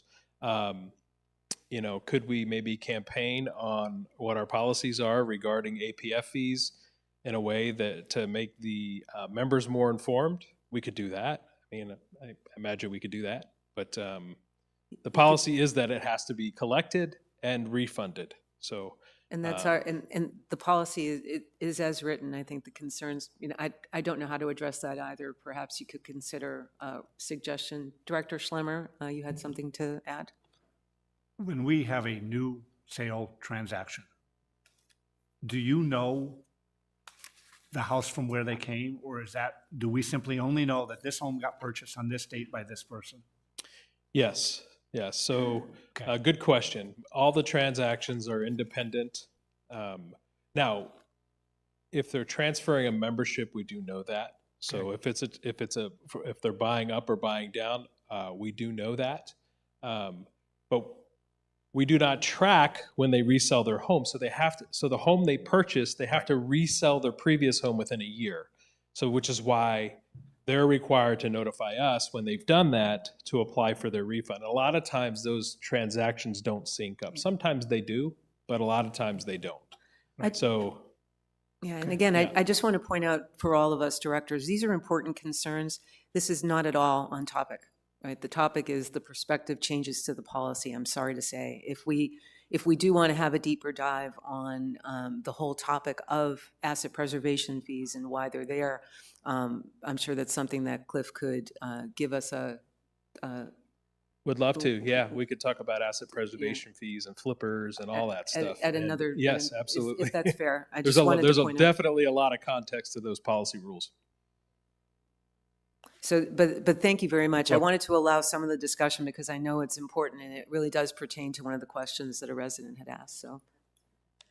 Anything else that you needed to ask? Okay. Oh, sorry. So one more time, directors, I'll go back. Do we have consensus to move these policies to legal review? Director Turner? No, cool. Thank you so much. So we'll move on from here, and thank you again. We'll move on. There might be a bit of a change here, so Director Piaskowski for the Sports Pavilion. I think you had a meeting yesterday where some of this recommendations may have changed. Absolutely, they changed after lots of discussion. And one of the reasons we had a resident ask, one of our bylaws says senior non-resident, but our policies in bowling just says non-resident. So all the policies were assigned to different committee members. We discussed that, and they all decided that we were going to take out senior non-resident. They were going to put it in. They've taken it out. So, and then we also had, in compliance with the bylaw, and Mr. Erno came up to the podium and said, it's not a good idea to reference to a number. So again, we took that out because at first we thought it would be good to reference it. So the actual changes, there will be nothing on B01. Will stand as is. If you get the red line, the red lines aren't there. B03, again, there will be nothing because most of it was just adding senior in front of non-resident. B04, there will be one change to it. So if we could call B04 up so we could take a look at that. Thank you so much. Continue. Oh, I'm sorry. No, it's So okay. B04 under 1.0 in general, we decided to take out the examples, Saturday Night Red Pin Bowling and Bowling Association. So we are going to strike that. But everything else that's red line there is the senior age 45 plus that is not existing. And then bowling policy 05 will stand as is also. So we did all that discussion for you guys yesterday. And there's no need to repeat, but thank you so much. It was a spirited discussion, but a great open Very. discussion. So it will amount to one policy recommended change from Sports Pavilion, and that would be for B04, removing those. So directors, although we don't have the final red line in front of us, I'm going to ask for consensus to move that when we do move all our policies to legal review, that we would move policy B04 with that one change, which is again in section 1, removing the in parens, anything that says EG, just removing the examples because those. Would we have to send those- that to legal counsel just because we're taking out examples? I don't think, I'm just saying. Yeah, okay. Yeah, 'cause I'm not sure otherwise- we would need to, but otherwise, are we moving forward? Just removing that example may not require, but we're looking for consensus, therefore, to move this forward to our approval process, which would be in a regular meeting. And I tried to Thank get you. in compliance with the bylaws, but that's okay. That's No, all it's, good. all of our policies must be in compliance with our bylaws, I which mean, the was why senior your and committee, non-resident. had said, okay, we don't have to say that in every one of our policies. But it was not a bad change, but just no need to go through that. So just B04 will change and we'll move that forward if there's consensus. And thank you for the correction, right? We can move that forward to our regular meeting for approval. So thank you, Director Pyskowski. You can just work with Karen to get that red line to us, and we'll add that to the agenda next time. Moving on to 3.05. Revised Policy MO2, and I'm going to turn this over to our General Manager. Thank you, President Novello. So I know that this was looked at a little bit at the last meeting that I was not present at, and thank you, Cliff, for taking the time to present that. It was sent for legal review, and there was a couple of changes that the attorney recommended that that be added, which was the 2.1.2, as well as well, that's pretty much it, because there was referencing back to 2.2, the under 2.2.1, referencing back to that. I know there was a couple of questions that I wanted to address. There was a question about designee, and also about the duplication of one of the paragraphs in here, which was specifically the about the time period of the suspension and the fact, or excuse me, the not the time period, but the fact that dues would be due during that time period. From my experience, when you write things like this, especially when you're taking action, some sort of disciplinary action or enforcement action, what you always want to do is be very careful about making sure that the person that is involved in this it doesn't get caught up in procedure. That's often what happens, is they tend to try to deflect the situation and point out, well, you didn't do this, or it says that, which really was actually where this came from. Was I had a suspended person last year that pointed out that we were not following the policy, which he was correct. And so, but understood and accepted his suspension. But really, come to find out, we've been doing it this way even prior to me being here, and so really wanted to get this in line with that, with the actual process. And through that, so things such as or designee is because what you don't want is for someone to say, well, it says that the general manager will notify me, but the email came from his assistant. Well, would be normal. I mean, that could be possible that I direct my assistant to, I've signed off a letter, we've scanned it, and asked her to email it for me. You don't want to get into a situation where that person then says, well, it didn't come from you, it came from your assistant, and now you're debating the policy. As well as even the reason why the section is duplicated, 2.4 and 3.5 are duplicated is because the first one is during the general manager suspension, whereas 3.5 is under a suspension that is either carried forward or the board taking their own suspension action. Again, what you don't want is someone to say, well, the board suspended me and it doesn't say that in here, and you're having to then point out, well, it was talked about previously under 2.4. So again, it's duplicated intentionally. The only change I should say that I did notice that is an error on my part is under 3.4. I need to put back in where it says and. So right now it reads, the governing board will render a decision as to the validity of the allegations. The and needs to be there, and the appropriateness of the suspension. I don't know how I took that out and didn't catch up before. But otherwise, I'm open to any questions or comments from. One of the things that and I mean this is a little bit, this is a very serious policy, but a great person to look at these documents is Director Grom. I have to be honest. Attention to I meant that as a compliment, Director Grom. So directors, there's a lot to digest here. Comments, does what the general manager just went through, Stephen just identified and answered or endeavored to answer all our questions from our last review.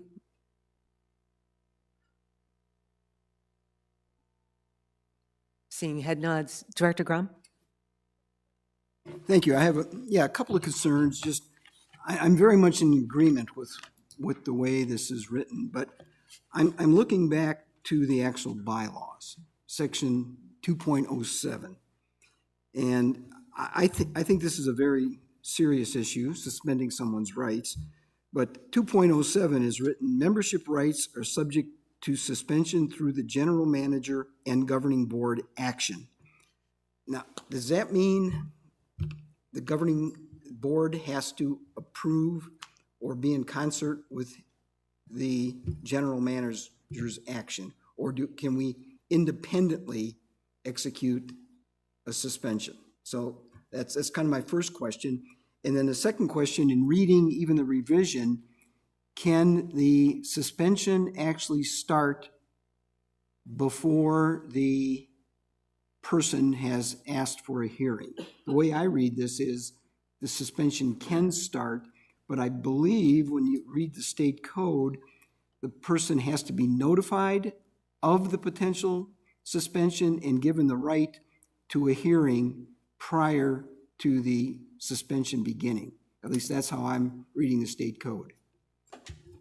So I'll attempt to take the first question, and then we'll defer the remainder if that's acceptable. The first question on the bylaws is, we, as a governing board, delegate the authority to make the initial suspensions, if you will, to do the disciplinary actions to the general manager. And in those cases, the resident does have a right to appeal. So in my view, and in the view of past governing boards, we are compliant with the bylaws on that point. So Stephen, you can take it from there. Yeah, so one of the, to your point about the state statute, again, has already been reviewed by the attorney, and the attorney did specifically reference or talk to me about the state statute and is very comfortable with the way it's written. So. Did the first part of the question answer enough? I understand your concern, right? Okay, yeah, my concern is this is a very big issue. Suspending someone's rights, has to be for whatever offense. You read section 2.07 of our bylaws, it starts out by saying this section of the bylaws applies to all owners, and then there's nothing there. There's nothing in the bylaws that really addresses this. It all goes then into a policy, which I don't know the history of our bylaws. Was there something previously there that got deleted? That created us, because this whole policy is, there's a date on there when it first got put in place, I guess, right? Mm-hmm. And that's the point at which there were a lot of detail, my understanding of history, and I could be corrected by a historian, but because we don't keep track of the nature of all these changes to Director Turner's and other people's suggestions, we have to read, some of this we have to read into, but my understanding is at one point, much of what was in this policy was contained in our bylaws, and it was really hard to manage through the bylaws. So some of the specificity was removed and inserted into the policy. So it's possible that that's when some of this it may not read as clearly to you as it might have in completion. That's my understanding, and I don't have data. Go ahead, Stephen. Thank you, President Novello. I just want to chime in. The thing to remember is the bylaws are there. You think of the bylaws as sort of the state constitution. It's the framework. The policies think of those as like the laws. Those are based on in this case, the governing board, just like a state legislature would create laws, you create policies. And so the bylaws, Section 2.7 is very specific, saying that how suspensions are handled are based on MO2, which is appropriate. Essentially, it's saying you can be suspended. The bylaws are telling you that you can be suspended, and the method in which that can happen or why that can happen is based on the policy. So you wouldn't have in the bylaws the process or what's all in MO2 would not be in the bylaws. It wouldn't be. It would make sense that it says it can happen. Again, the framework, and then the policy is the law that says this is how it's going to happen. And then the provisions for appeal and all that, again, makes sense that it would be within a policy, again, just like a law. You could then appeal it to a judge, things like that. So just trying to give some context of, I understand what you're saying, Director Garamo.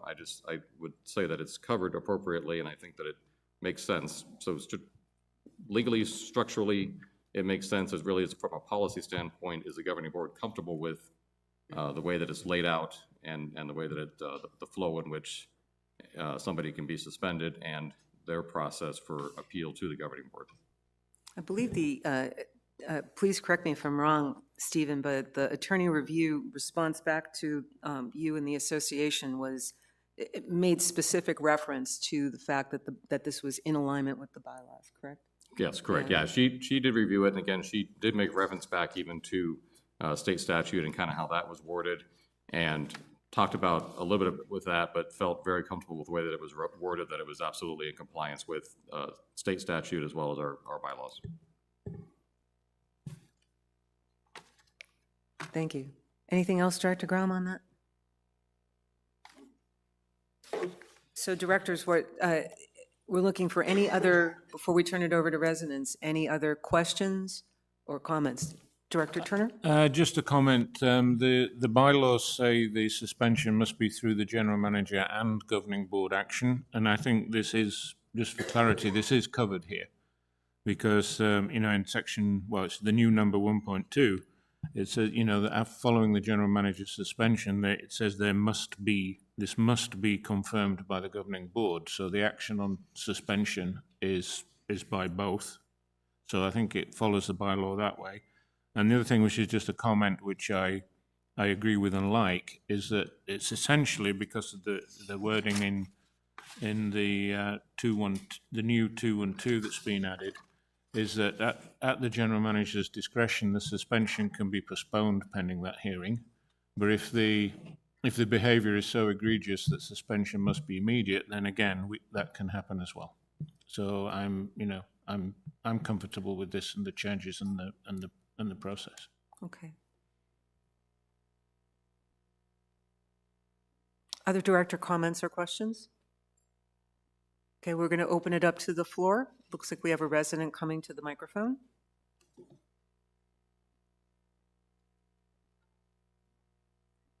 Reintroduce yourself, sir. Thank you, Jim. I need to get myself a stamp. Jim Scott, 404675. That's Director Turner. I had a little confusion with that paragraph. Because, and please help me understand. Which paragraph? General manager, I don't know what the formal, I was trying to, so my understanding is the 60-day suspension can be done by the general manager, but only notifying the board. I didn't get the read that it needs to be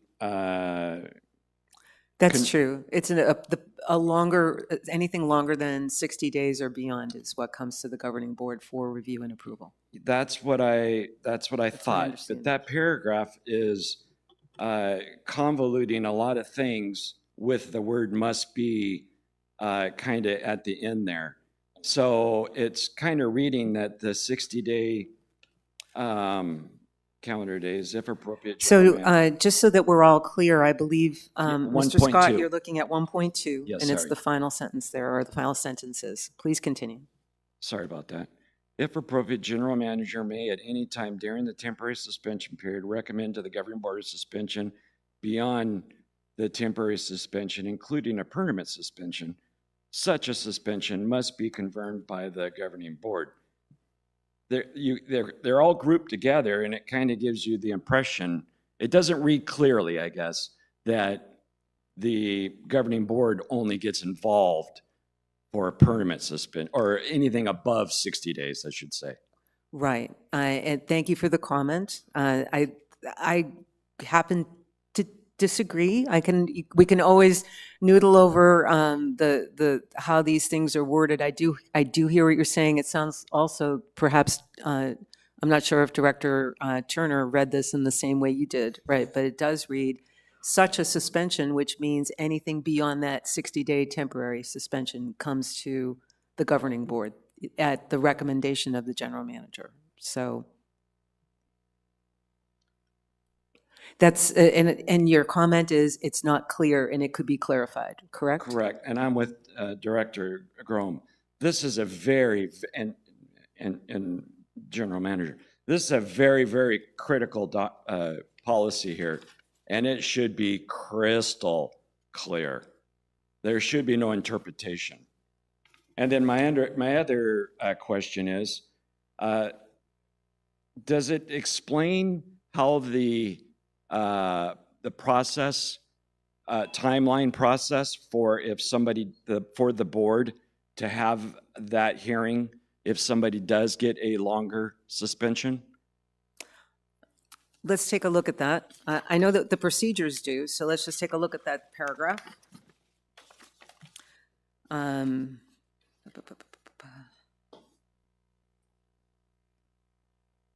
Because I know that we've done that in practice, right? That there's a particular period of time that we have to, once a hearing is requested, we have a specific amount of time to respond and schedule. So let me just make sure that it's, I don't know where we would find that. So, Thank you. Yes. So we're good. For whomever shouted that out. It's in section 3.1. Correct. Folks, I apologize. I do not have these memorized. I do apologize. So 3.1 specifies the 15 calendar days. Okay, So we're going to, the board hold on is- just a moment. We've already reached the 2-minute limit. I just need to procedurally query the board. Any problem with allowing this questioning to continue? Thank you. Go ahead. Thank you. So to set the stage, my question is what the process is for the board when you go to consider a longer suspension. And you're telling me that 3.1 here is the timeline policy for that. And so my question to that is that it does specify, unless the affected person requests additional time, the governing board shall be held within 15 calendar days following the governing board's receipt of a written appeal request. Correct. So this is for the process for an appeal hearing. Correct. Versus what's the process for considering a longer suspension? It's a hearing, which means there is no process. You come to a hearing before the governing board, and the governing board considers your request, period. if I may.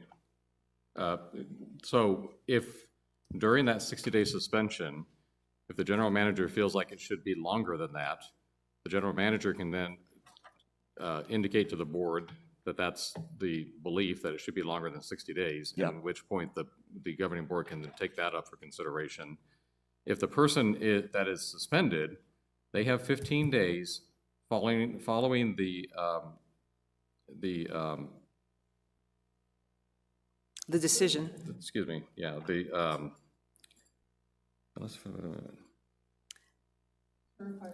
They have 15 days to request a hearing.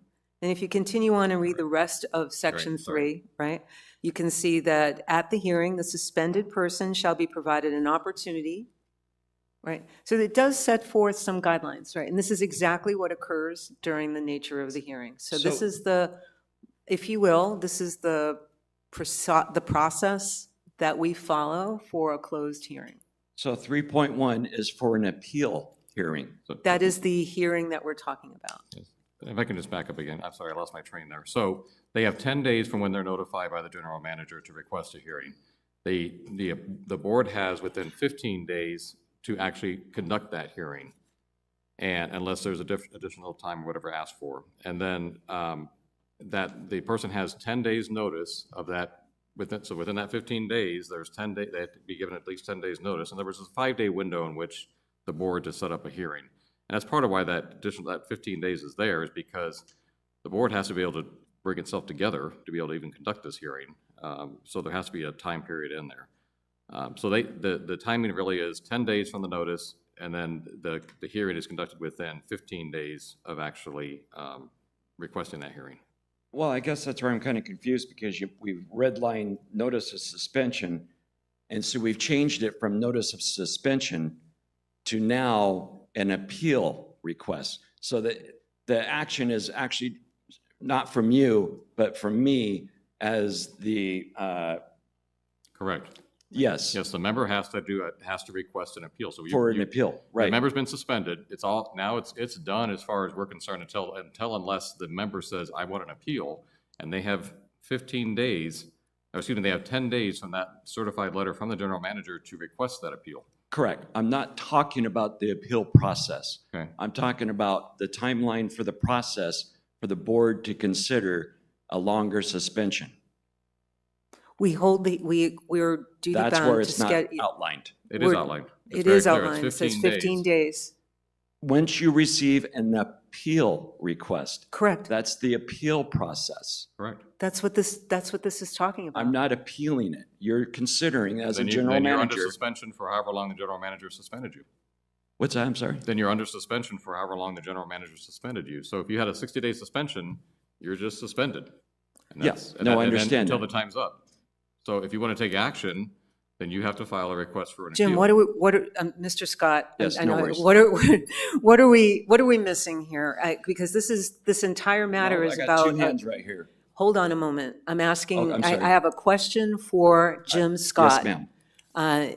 Jim, what are we missing? And maybe my directors are trying trying to to- clarify. I'm trying to understand the timeline requirement. Once the general manager has determined a longer suspension period, okay? I did not appeal it, okay? And so in his determination, he's now approached you as the board for a longer suspension, whether it's 6 months or a year, right? What is that process timeline?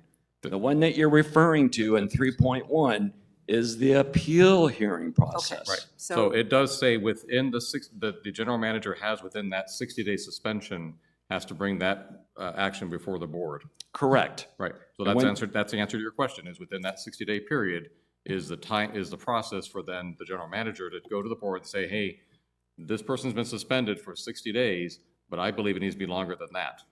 And I'm asking you as a board to take a longer action than 60 days. Correct. Okay, so I'm not sure And what else it's beyond from that point to the point of what is the process for the board once they get notified from you on a longer, They would have to hold an appeal hearing. They'd hold a hearing at that point. it goes, it's not an appeal hearing, because I didn't appeal it. Well, I correct myself. It's not an appeal hearing. They would have to hold a hearing. I would go to the board and say, I would like to spend longer and ask for them to do that. Correct. And that's the process I'm looking for. That's stated in here. That's what I'm looking for. it's stated in the general manager's. The general manager may at any time during the temporary suspension period recommend to the governing board a suspension period beyond the temporary suspension, including permanent suspension. Correct. Such a suspension must be confirmed by the governing board after a hearing is held and may be for all facilities or certain facilities deemed appropriate.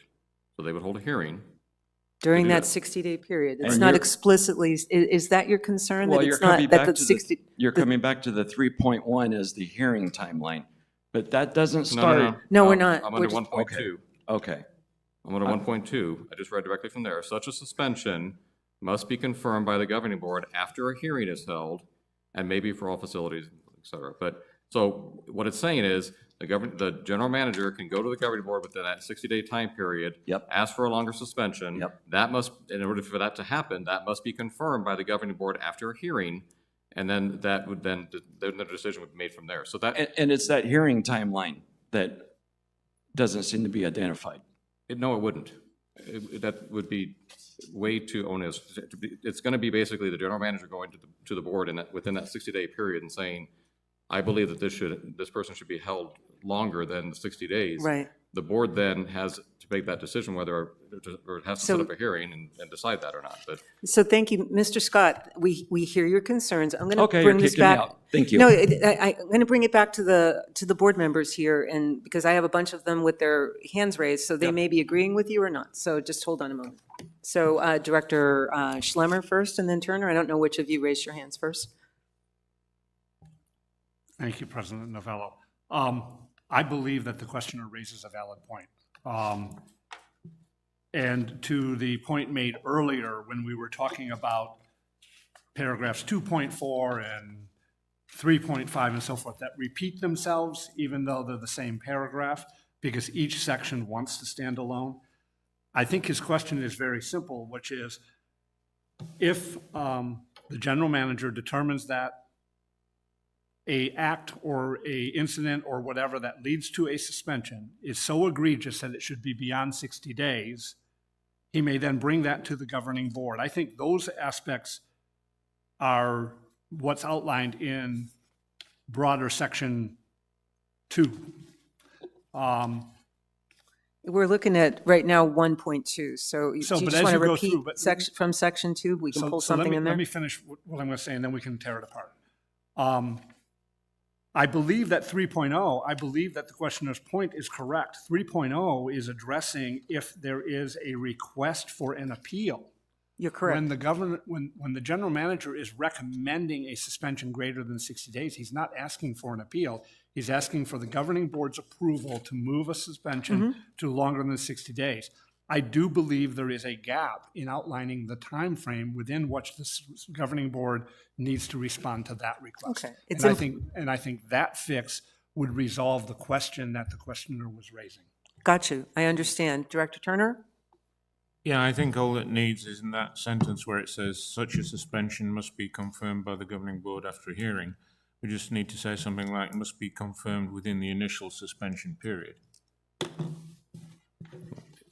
Stephen? Yeah, I was just say, what you could do, I mean, if it helps, the whole idea is that, whether it's me or anybody else, shouldn't be telling the governing board when to do their thing. Policy does. So the whole idea behind that was, within that time period, the general manager would make the recommendation. It doesn't mean that the governing board, well, so basically they would then at that point set up a hearing. Now you could just add on here, Yeah, must be sentence confirmed saying- by the governing board after a hearing is held, it may be for all facilities, blah, blah. Such hearing shall be held within 15 days at the request of the general manager. Something like that. Some You could add- period of we could time add would something like that. address, It would be, I mean, I believe that addresses Mr. Scott's concern. It gets to Director Schlemmer's concern. And it sets a time frame by which the governing board is bound to make a response, whatever that period of time is. Any objections to that notion, directors? It gives us more to do, but I don't think it's a bad suggestion either. Director Pyskowski? Well, I'm just wondering if 3.2 should be in front of 3.1. Only because the suspended person Could shall we- be given at least 10 days. Okay, could we come back to that in a moment? This question was a little, no, that's okay, it's a good point. Please make sure I come back to it. But this is about, the question is in section 1 about the initial recommendation from a general manager, this is 1.2. The recommendation comes from the general manager to exceed 60 days. It would hold the governing board accountable to hold that hearing within a specific period of time. This is the hearing on a longer than 60-day suspension of rights. All right, so it puts more onus on the governing board. We can put that in there. It is a governing board policy. So that was what we were, and we'll come back to the other. I think that addresses some of the questions, and it definitely addresses, it should address the Mr. Scott's concern. Because it's implied but not stated, right? So what's a period of time that would make sense? Again, 15 days seems to be throughout the rest, so we could say 15 days as well. And I agree with that. so, Stephen, that doesn't impact you No. at all, but any concerns from the staff on that? no, that's fine, that works. All right, so, and again, I think that does that address the concern? Again, I'm just looking for, like Stephen's saying, you know, this needs to be spelled out very clear and concise, because that whoever gets rung through the ringer of this process is going to be looking for gaps of this and that. And the more tighter you can keep this, it just No, it's fine. works for everybody. Thank you. Thank you. And it is, just for, I hate the, run through the ringer, but when these procedures have taken place in the past, that's exactly what's happened in terms of, it's a very short period of time. But putting it into the policy would have no harm. Right? So thanks for that. We're all okay on adding in that provision?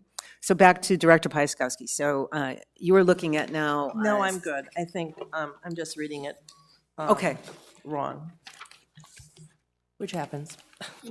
So after that discussion, it would appear that we've adding in a sentence at the end of 1.2, that such a hearing will be held, 15 day, again, following the same format, adding in a 15-day limit.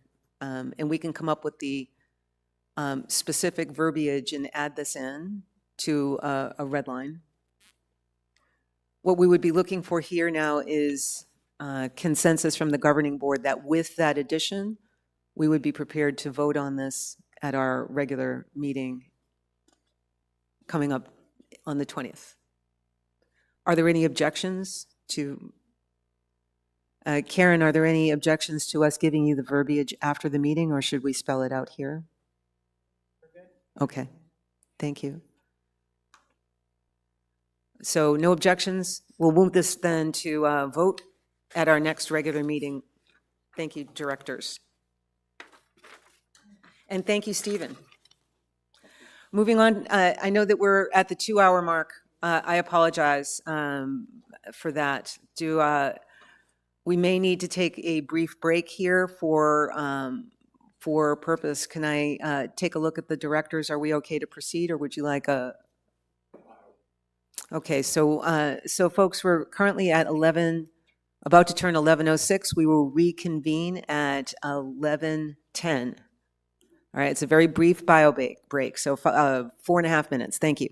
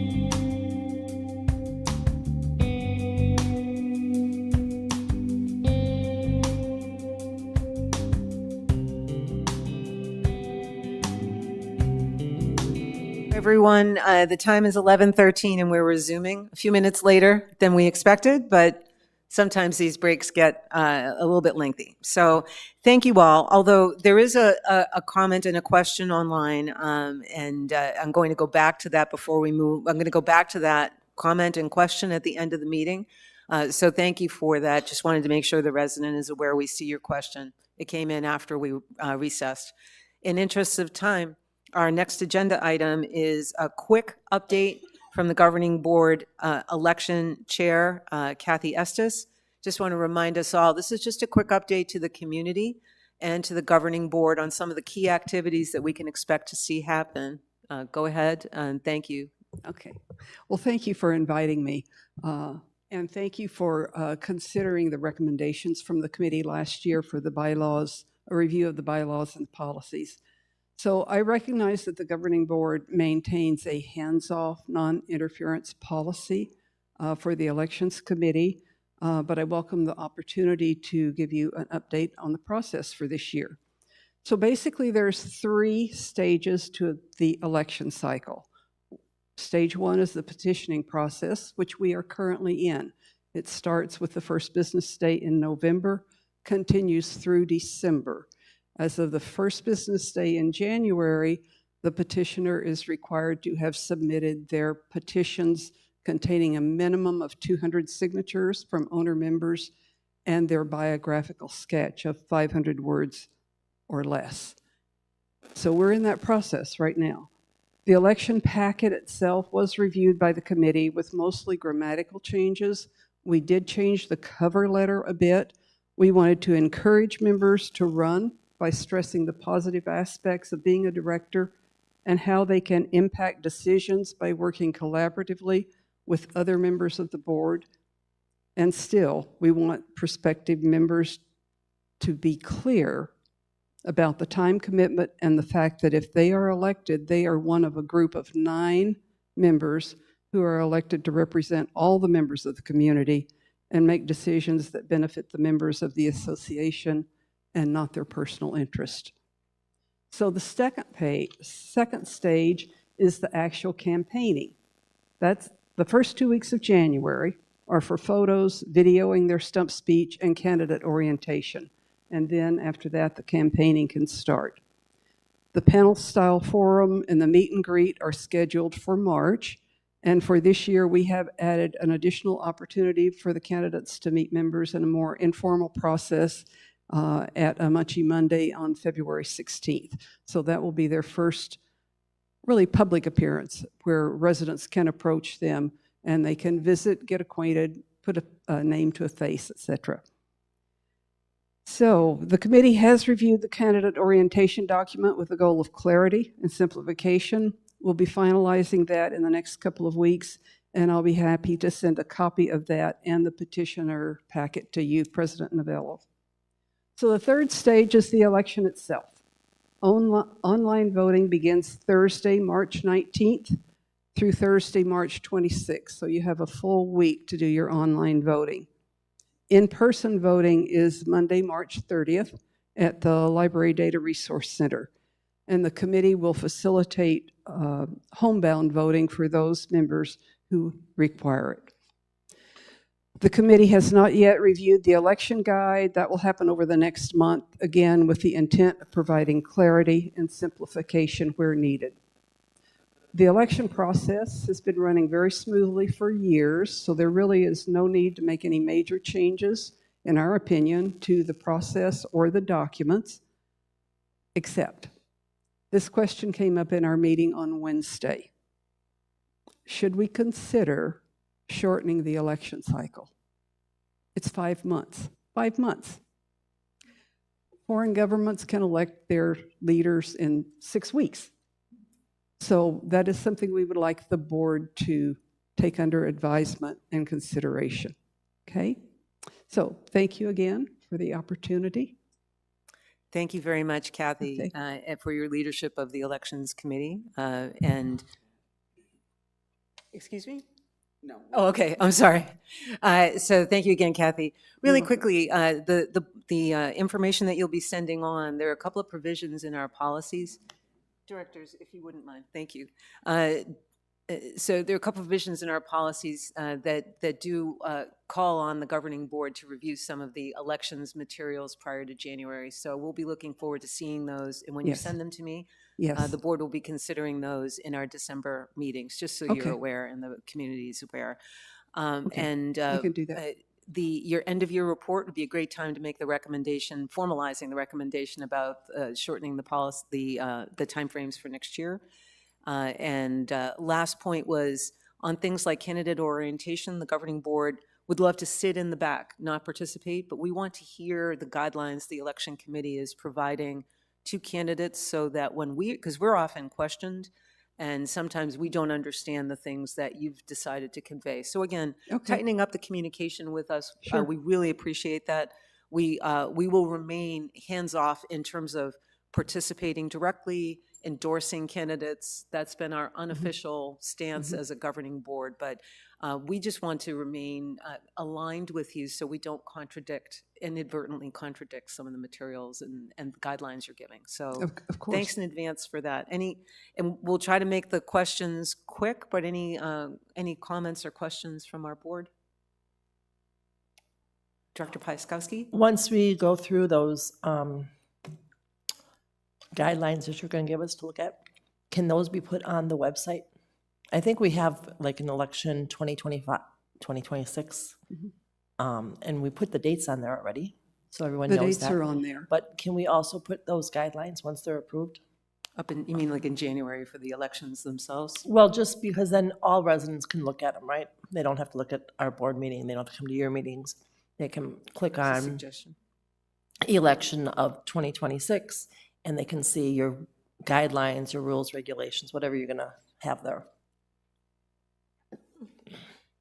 You can consider it and review. I think it's a great Yes. suggestion. I mean, for- I just think, one, transparency, which I hate that word, but the other thing is that people then are aware of what, just like Christine said, we would like to be aware of what we can talk about, what we can't talk about, and as a resident, that you would also know what their guidelines are as a candidate. So if you are in a club and someone's talking about it, and that's like a no-no, that resident, if they looked at those rules and regulations, they could say, hey, you can't be talking about that in club, just so you know.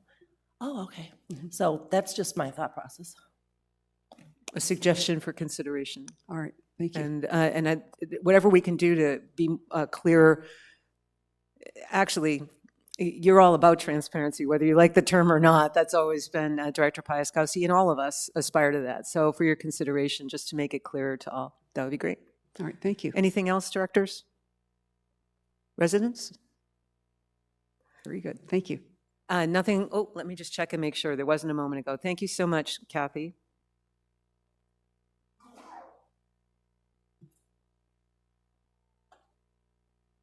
Go back to, there may be a question on elections here. This one, the second one, please.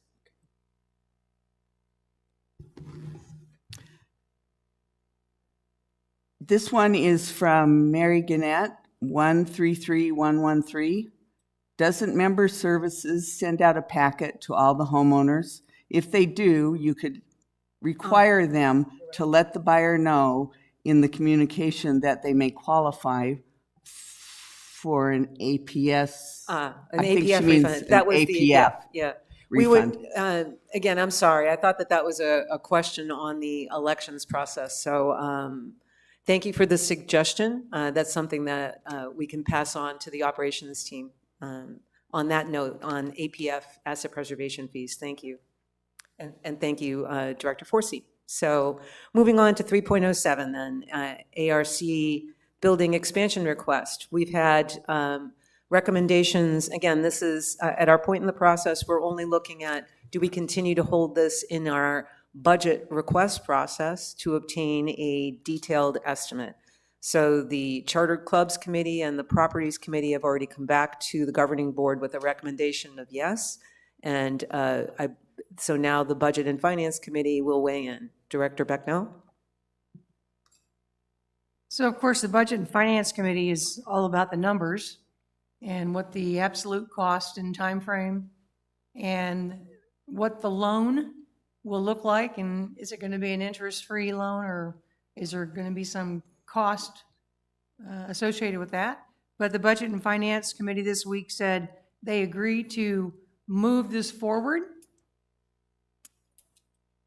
but they have not authorized the spending of the operating cash as such yet.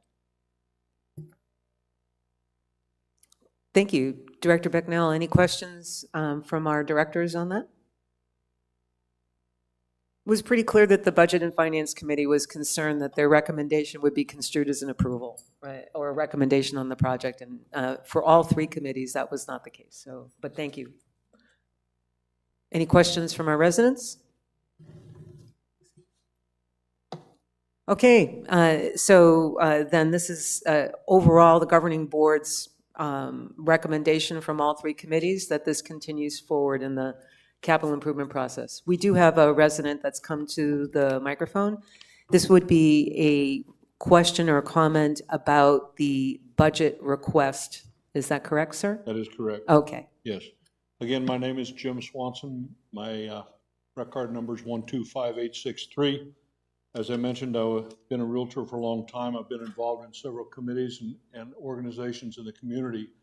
I know how important it is to maintain our facilities and enhance our facilities in the future for our residents. My point is this: Automobile Restoration Club has brought a lot to our community. We have particularly attracted residents to buy here, but more importantly, we have activities that draw thousands and thousands of people every year. Come around here February 14th and notice how busy it's going to be on our annual car show day.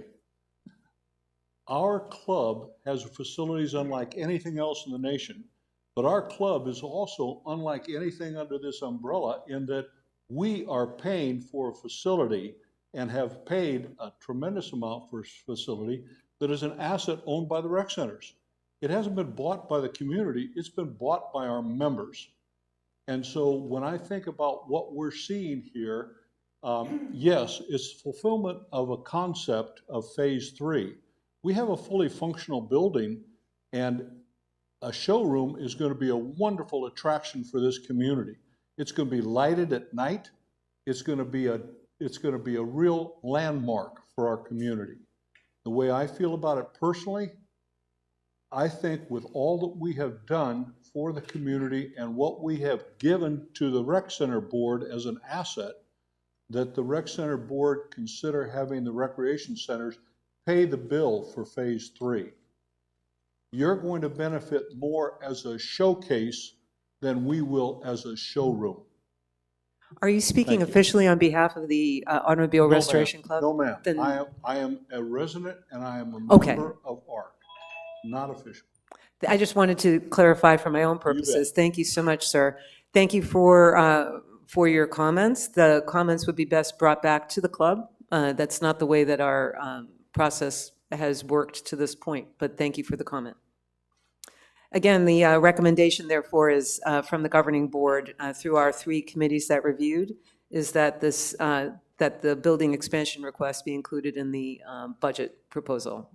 So with that, we'll move on to 3.08, which we call CIP manager, current CIP manager, Carl Wilhelm.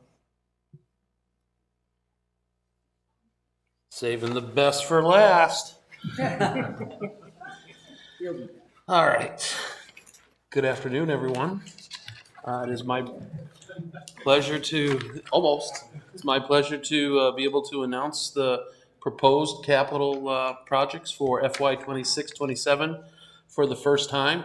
Little tee up for this is, this list was presented to all committees as relevant for review and in late September. So they've had 2 months of committees and the property tours that the chairpersons and liaisons were invited to partake in.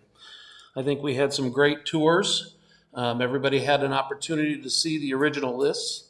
I will mention that this list, from our discussions, from further staff discussions, and our general manager and CFO, some modifications to maybe the original list that chairpersons might have saw on tours or were provided earlier on. Some items have been removed or cleaned up. So you might notice that. And today's discussion is about the list and the titles of the projects with just a small synopsis, no pricing today. That will be done in January. So if I may get started, this is our color block program. Our first section in tan is new capital projects requests, either by clubs or staff. Item number 1 is the R.H. Johnson Art Building Addition Phase 3 showroom that was just discussed. We are proposing that this project move forward. Thank you to the recommendations of the committees and board that we are in the planning stage of that, where the club has agreed to pay for the funding of a set of plans from the architect.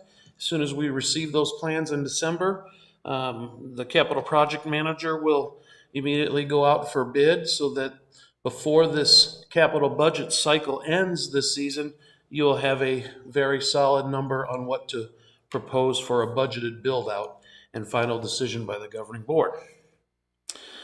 Moving on, we have from the general manager, planning and design costs or ideas tied to master plan studies. So in January, you will see cost associated to this new line item. Again, planning and design fees tied to master plan study. Moving on, we have IT, website redesign, and member portal integration fees as presented in January with their costs. And then finally, in the new section is the Lapidary Club design and planning fee. Originally, when we did our property tours, this was presented as a FY 26-27 project proposal to present to our committees and governing board as a project to get completed in the 26-27 season. Staff has discussed that further, and it has been determined that this should be a project planning year, so we will be associating a very small design and architectural dollar fee for the January proposal of this list to you. So we are not going to be proposing the potential of hundreds of $1,000 room remodel until 27-28. Moving on, we'll be into our blue section, which represents capital improvement projects that are reserve and replacement items straight from our reserve study tool. Starting off at Beardsley, the swim and fitness flooring, lockers, showers, restrooms, and restrooms renovation. This is a very large project planned for full room renovation of all of Beardsley's aquatics buildings, bathroom systems, showers, and lockers. We currently have vendors working on that scope of work and have a set of plans in hand.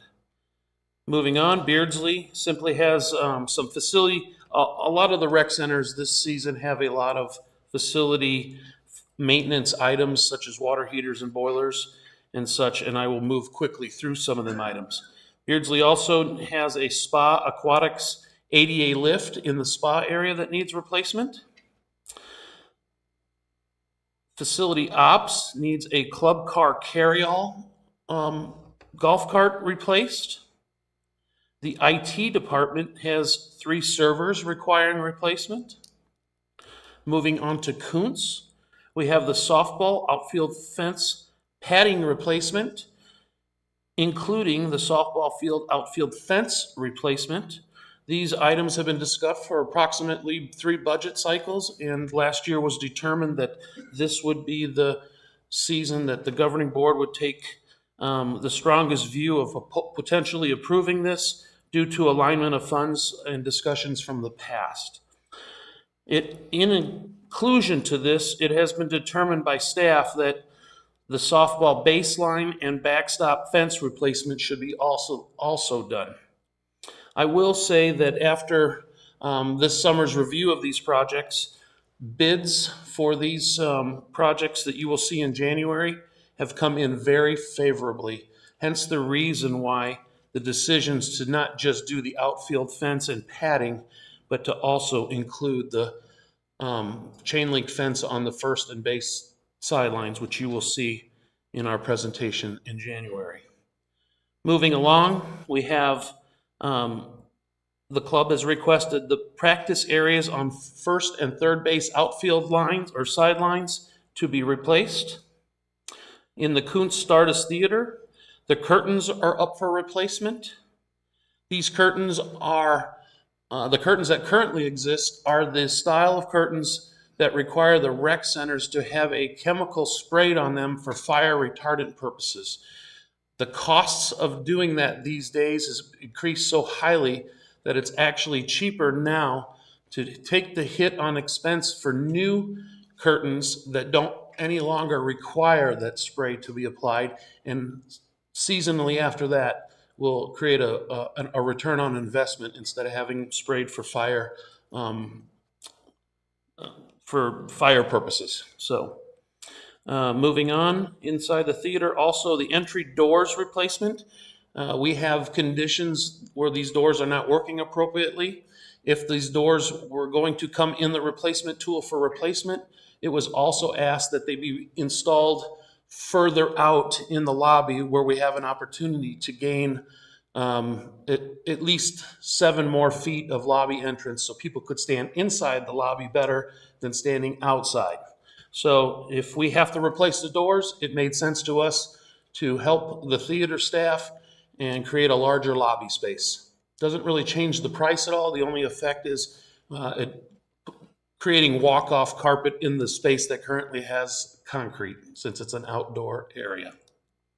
Moving on, we have the Stardust Theater aisle lighting. If you currently go into the theater, you'll see that the 20-plus years of theater lighting that's on the side of the seats is not really serving its purpose of safety. The lights are very dim, but the project is a little bit larger potentially than just an operating repair expense. So we are, in the electricians of mine are currently receiving product for free to do some tests in there, and we are proposing that all of the safety lighting down the aisleways be replaced in 26-27. Oh, Kuntz, we have a spa heater that needs replacement, a water heater that needs a replacement. Back to the theater, a projection screen added. Currently inside of the theater, there is a beautifully vaulted projection screen of old school size, and it electronically comes down from the ceiling. Its view radius is much smaller than what modern day opportunities of showing movies in the theater. We have a space on the back side of that theater header for a potential new projection screen that is much larger, and we are proposing that be installed for the benefit of all the positive movie things that are happening in the theater now. Continuing on, the library has furniture replacement scheduled for next year in the back rooms of the library, and this furniture that would be selected and that is required would fit any future replacement needs in as far as their style and design, so that in case any future determinations for the library were made, it would be useful at that point as well. The library color printer needs replacement. Moving on to Palm Ridge, swim and fitness flooring, shower room tile replacement. We find the Palm Ridge Aquatics building to have very good condition locker rooms, but the showers are not aging at the same pace. So we are proposing to divide that into our reserve study tool as a different time frame project and replace all shower tile and renovate the rooms in the shower areas for both men's and women's in the pool aquatics building. I mentioned this again, that the properties tour has seen this. I have not heard any negative comments to these ideas after discussion and viewing. So again, we are moving forward with this proposal. Palm Ridge needs a new pool water heater. Palm Ridge also requires courts 11 through 18 to be resurfaced, as we did courts 1 and 10 last year. and also a pool circulation pump. Another spa heater for the outdoor system at Palm Ridge. Two more water heaters at Palm Ridge.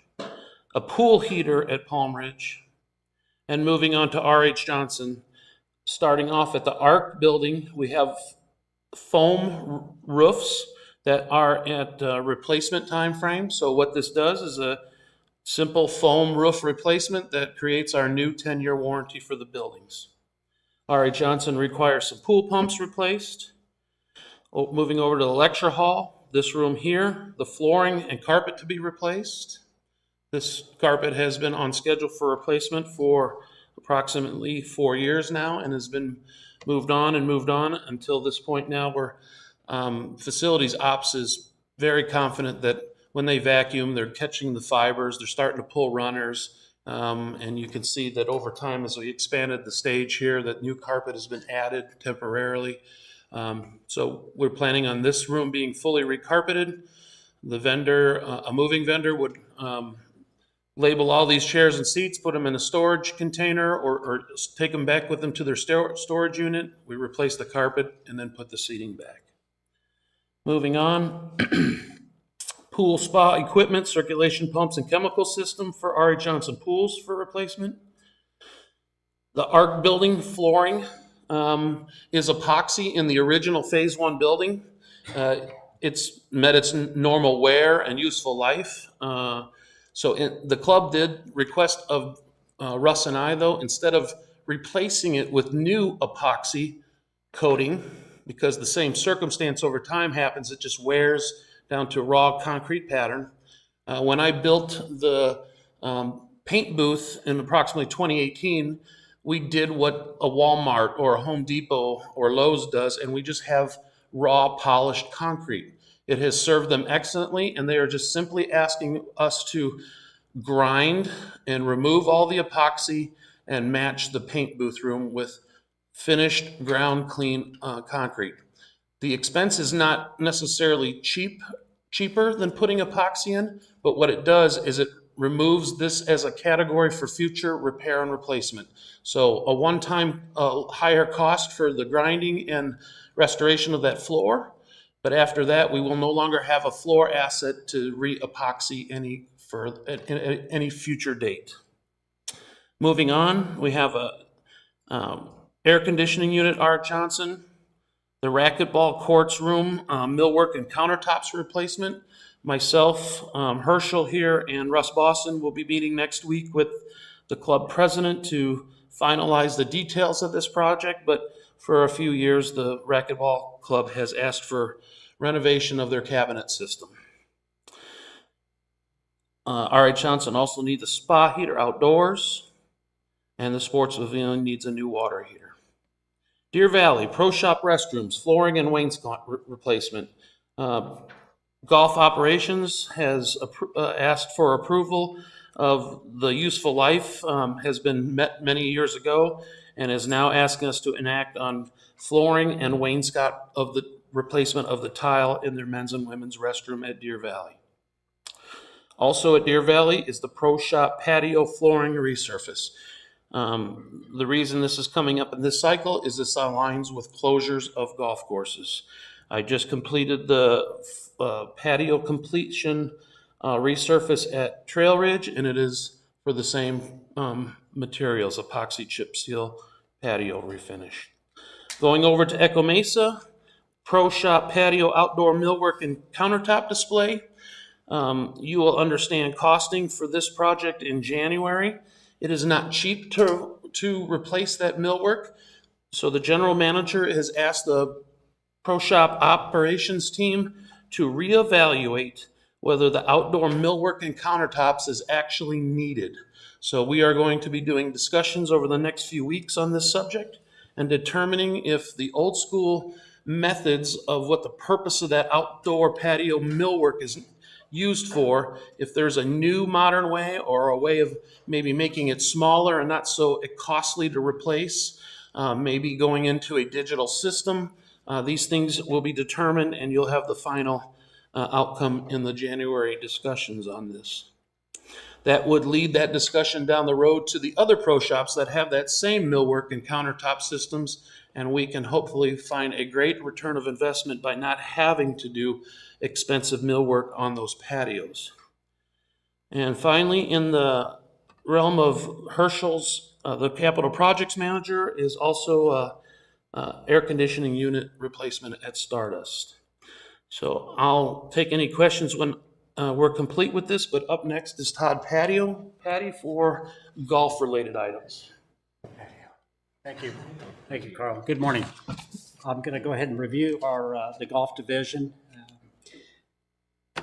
Golf maintenance, we have 24 units of equipment scheduled for replacement, and this is really consistent with our program that we've had over the years.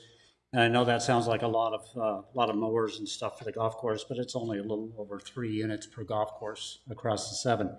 8 utility carts, both light and heavy duty, scheduled for replacement, and those are for daily maintenance use. In golf operations, we have 19 rental carts up for replacement, along with 1 player assistant cart. Shoreline repair on number 13 at Grandview on the fairway side. As you know, during that project in 23, the big irrigation project, we did the 14 tee side and also fairway side on 14. So this will just tie into that shoreline as a hardscape. We're replacing a tractor for landscape division that's over 20 years old. It gets a lot of use. It's all over the place. Irrigation replacement at Stardust. This is phase 2. We're currently in the phase 1 right now. This is identical to the project that we did in 23 at Grandview, and then the project that we completed over at Echo Mesa last summer. We're looking at removing about 22 acres of turf over there at Stardust versus the 18 that we did at Echo Mesa and the 45 that we did at Grandview. And then we have a lake fountain replacement on number 16 at Stardust. We would do this during the project in 27. And then car pass slurry seal Trail Ridge. And this would be completed during the closure of either an aerification 5-day closure or the overseeding. And then I'm going to turn it back over to Carl. Thank you, Todd. And our last section is allowances. Each year we have a group of titles: well pump replacement, safety and structural integrity, unexpected facility improvements, unknown equipment needs, energy conservation opportunities, info technology requirements unknown, and then ADA compliant upgrades. We budget approximately $420,000 each year for this. That dollar amount will be determined in the January presentation, but this section hasn't changed from year to year as far as what the purpose of the allowance category for unknown or unexpected facility improvements. And again, just wrap up before questions. Again, there was some changes that were from the original lists provided in late September for the chairpersons and their committees.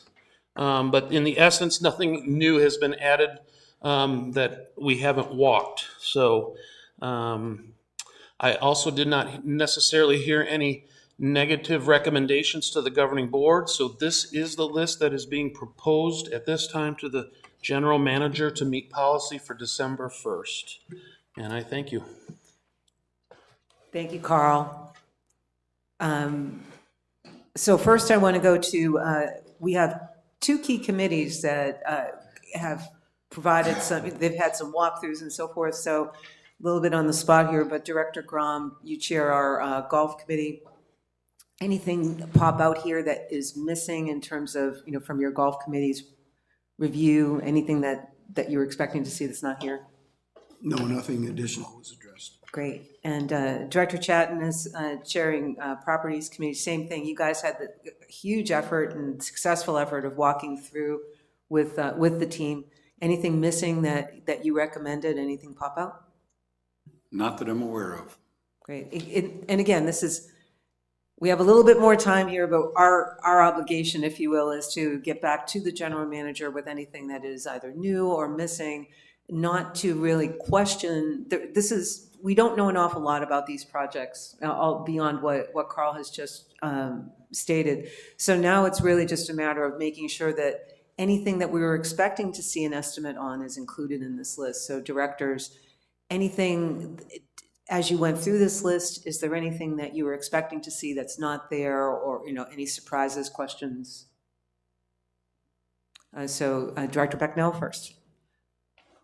Maybe I'm skimming by it too quickly, but I didn't see anything in here related to R.H. Johnson, showers, lockers, bathrooms, and so on for the R.H. Johnson Rec Center. Very good question. My response to that is I did not get any request from Properties Committee for that. So if that is outstanding, I'm sure that Russ, myself, or the management team would be happy to receive any comments, but I have none to date, unless they're in the Properties Committee notes that I'm just not aware of yet. So apology if that's the case. And then number two, I'd like to, if there is a concern, please provide that to the general manager, because I do know that the interior bathrooms, restrooms, locker rooms, and the outdoor pool restrooms and locker rooms have been renovated. Maybe we're discussing outdoor showers closest to the pool deck. Not sure, but my suggestion, Director Becknell, if it's acceptable to you, maybe take a little offline conversation with Director Chatton, and if that is something that should be looked at, Properties Committee can add Yep. that. Is that okay? No, good, that was a good catch. And did I see some other hands raised down here? Director Turner. Yes, it just goes back to the softball field, and that's the safety strip AstroTurf between the grass and the padding. I know that was due for replacement at some point in the future. I was just wondering, could we save money if that was done at the same time as all this other work? That is not due for capital replacement, has a lot of useful life left into it. However, the costs that will be shown in January will reflect what General Acrylics must do to roll that carpet back so that we can do the fence project. The fees that I am aware of are of very little significance. I mean, it's not cheap, but it's not, it's not project-breaking expenses. Okay. And it is a loss. I mean, it's just a fee that unfortunately roll that turf back. But I'm sorry, but that turf requires us to get an additional quite a few years of useful life. Okay. If it's wearing well, that's fine. Yes, sir. So I'll go to Director Chatton first and then to Director Grum. Yes, the Properties Committee did have some other concerns and thoughts about things that probably should be looked at. We thought they were better addressed during our master planning.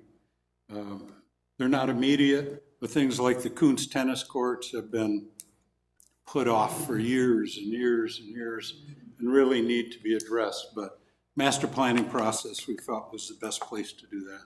Thank you, and I'm not laughing. I was smiling because this has come up over and over again. Director Chatton is well aware, and I don't even need to be the resident historian to know it's during my tenure on the governing board. The Kuntz tennis courts have come up a number of times earlier on for repair and replace. The governing board decided to wait to make a decision on what to do with those courts, waiting for the master plan. So there's a lot riding on that master plan, which is kicking off soon. But good, thank you for that point. Just because it came up yesterday during Torch and some other resident questions, I thought I would build on that. So thank you, Director Chatton. Director Grum? Yes, thank you. Could we go to page 2?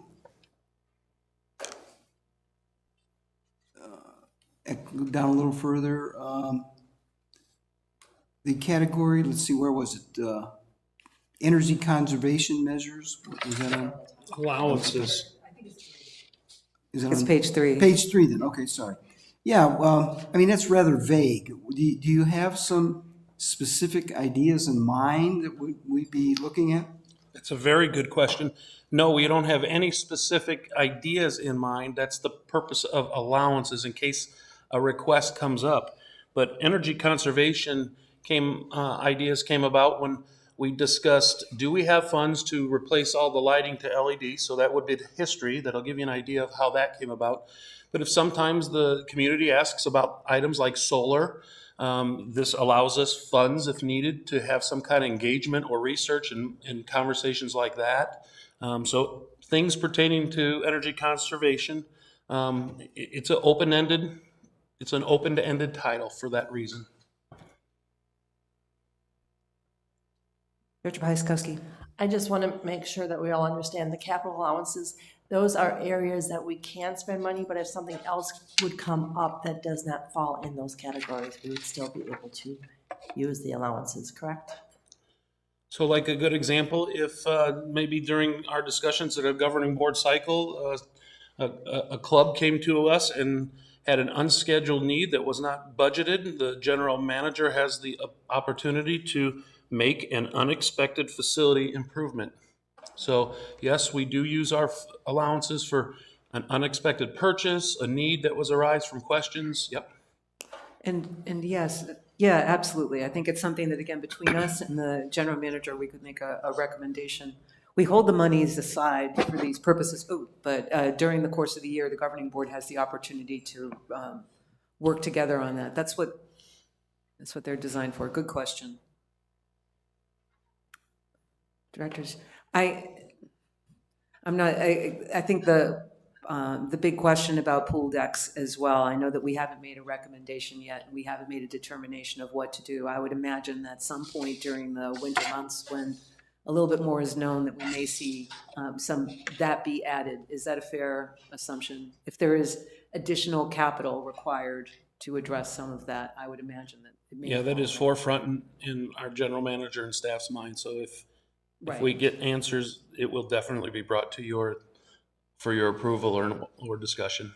I mean, as a reminder to all of us, the budgeting process really is just kicking off, right? So we'll start to see more in the way of estimates on these, but is not the final opportunity that we have to make nuances as something else comes up. We'll be looking at capital and making decisions, not recommendations, decisions in the April-May timeframe on our entire financial plan. So just bear that in mind. I know that if you're thinking of it, just know that there's more to come there. And I assume that we'll hear more about it over the course of the next few months. So directors, I know we're all kind of tired. Anything else that we wanted to ask? Anything else that's missing? Residents? My laptop's running out of battery, but there are no questions online that I can see. Thank you then.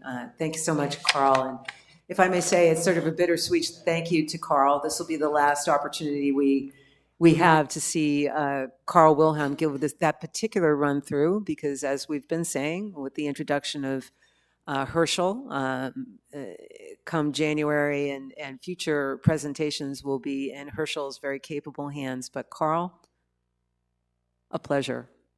Thank you so much for everything you've done for our community.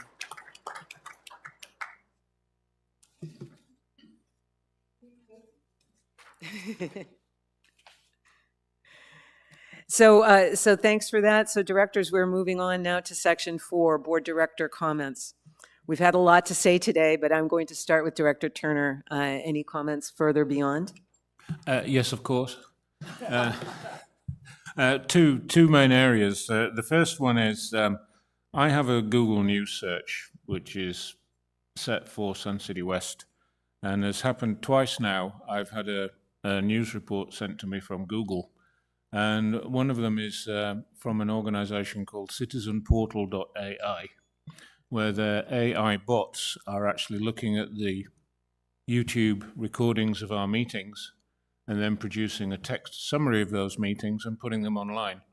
Now, the first one of those I got actually had some inaccuracies in it. It wasn't accurate. It was reporting decisions which were not made. And now there's another one came the other day.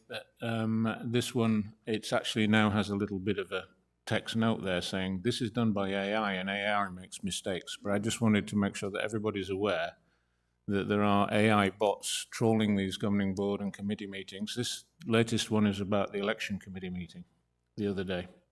That they're there, and much of that content could be regarded as suspicious, is what they're saying. My second point is, as you see, I'm wearing my Johnson Lawn Bowls Club shirt again. The US Open continues over at the Bowling Greens, men's singles. started yesterday, continue today, and finish tomorrow. So go over there and have a look.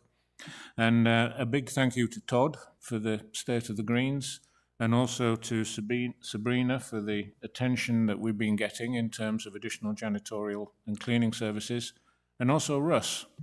Yesterday, when I arrived over there were several concerned people telling me that there was a broken toilet seat in the men's restroom over there. And they'd made a couple of phone calls and left voicemails, but didn't know whether those messages were getting through. The toilet seat was replaced within an hour. So thank you very much, Russ, to you and your team for that very rapid response, and we're grateful. For those of us, and thank you for that call out too. For those of us who might be watching at home, or maybe you're traveling, the U.S. Open Lawn Bowls is actually being live streamed. Am I correct there, Director Turner? I believe they're only live streaming from Sun City this week. Oh, darn them. Darn them. Yeah, They're missing the good stuff. They don't have that much equipment, so they've focused over there.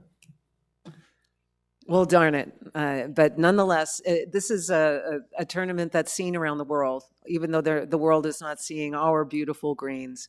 It's being viewed around the world. So Sun City West and Sun City, both Sun Cities are being prominently displayed.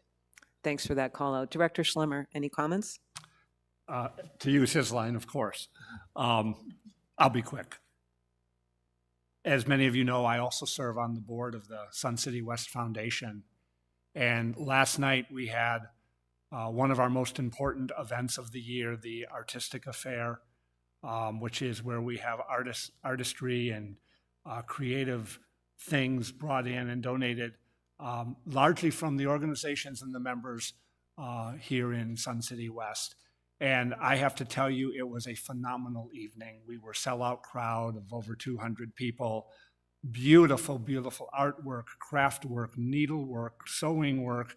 The list goes on. It was a real testimony to the amazing talent of this community and the amazing people and the amazing clubs that we have here. And I also want to thank everybody who came out. As you know, the Sun City West Foundation is self-funded. It is not a part of the rec centers. One of their biggest contributions to the community is Helping Hands, but they are a facilitator for good services that are needed to support the community by providing space and facilities. And I want to thank the board members who I saw there as well. A very great evening. Thank you all very much. Director Becknell? I was lucky enough to have a table and attend the artistic event last night, and we had a great time. Everybody had a great time. There were only a couple of fights that broke out over a couple of items, but I think that was I think I apologized before I left for doing that. So it was very well done, and I'm glad you mentioned it because it was a fantastic event. Thank you. We may, Director Becknell, I think the foundation may need to hire some security to keep you and some of the other residents from your bidding wars. I'm joking, by the way, but Director Becknell was involved in a very spirited bidding war. Director Chatton?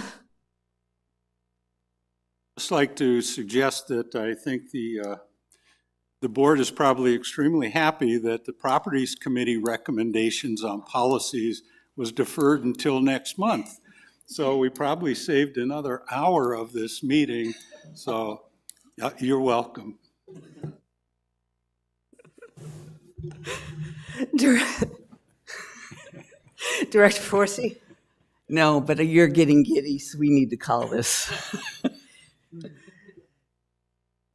I can be prone to laughter, so thank you very much. Director Grom? Thank you, nothing to add. Director Piaskowski? Me either. We're good. Director Williams? As the hysterical member of this group, enough is enough for today. Thank you. Don't forget to pick up your governing board packets, folks, if you'd like to run and be part of the joy. And we also have an opportunity for meeting attendee comments. And we did have a resident comment from earlier, even though my laptop has died. I wanted to address Mary Gannett, 133113. She wanted to make a suggestion about making sure that there's a provision for for a resident to be invited to a hearing for disciplinary action. I just wanted to assure her that that does in fact happen. And we will review that suggestion as we're making that sentence addition to section 1.2. Any other comments from our residents? Then with that, I'm pleased to announce that our next workshop meeting will be on December 12th, and hopefully will not achieve this length. I will adjourn the meeting at 12:03 p.m. Thank you so much.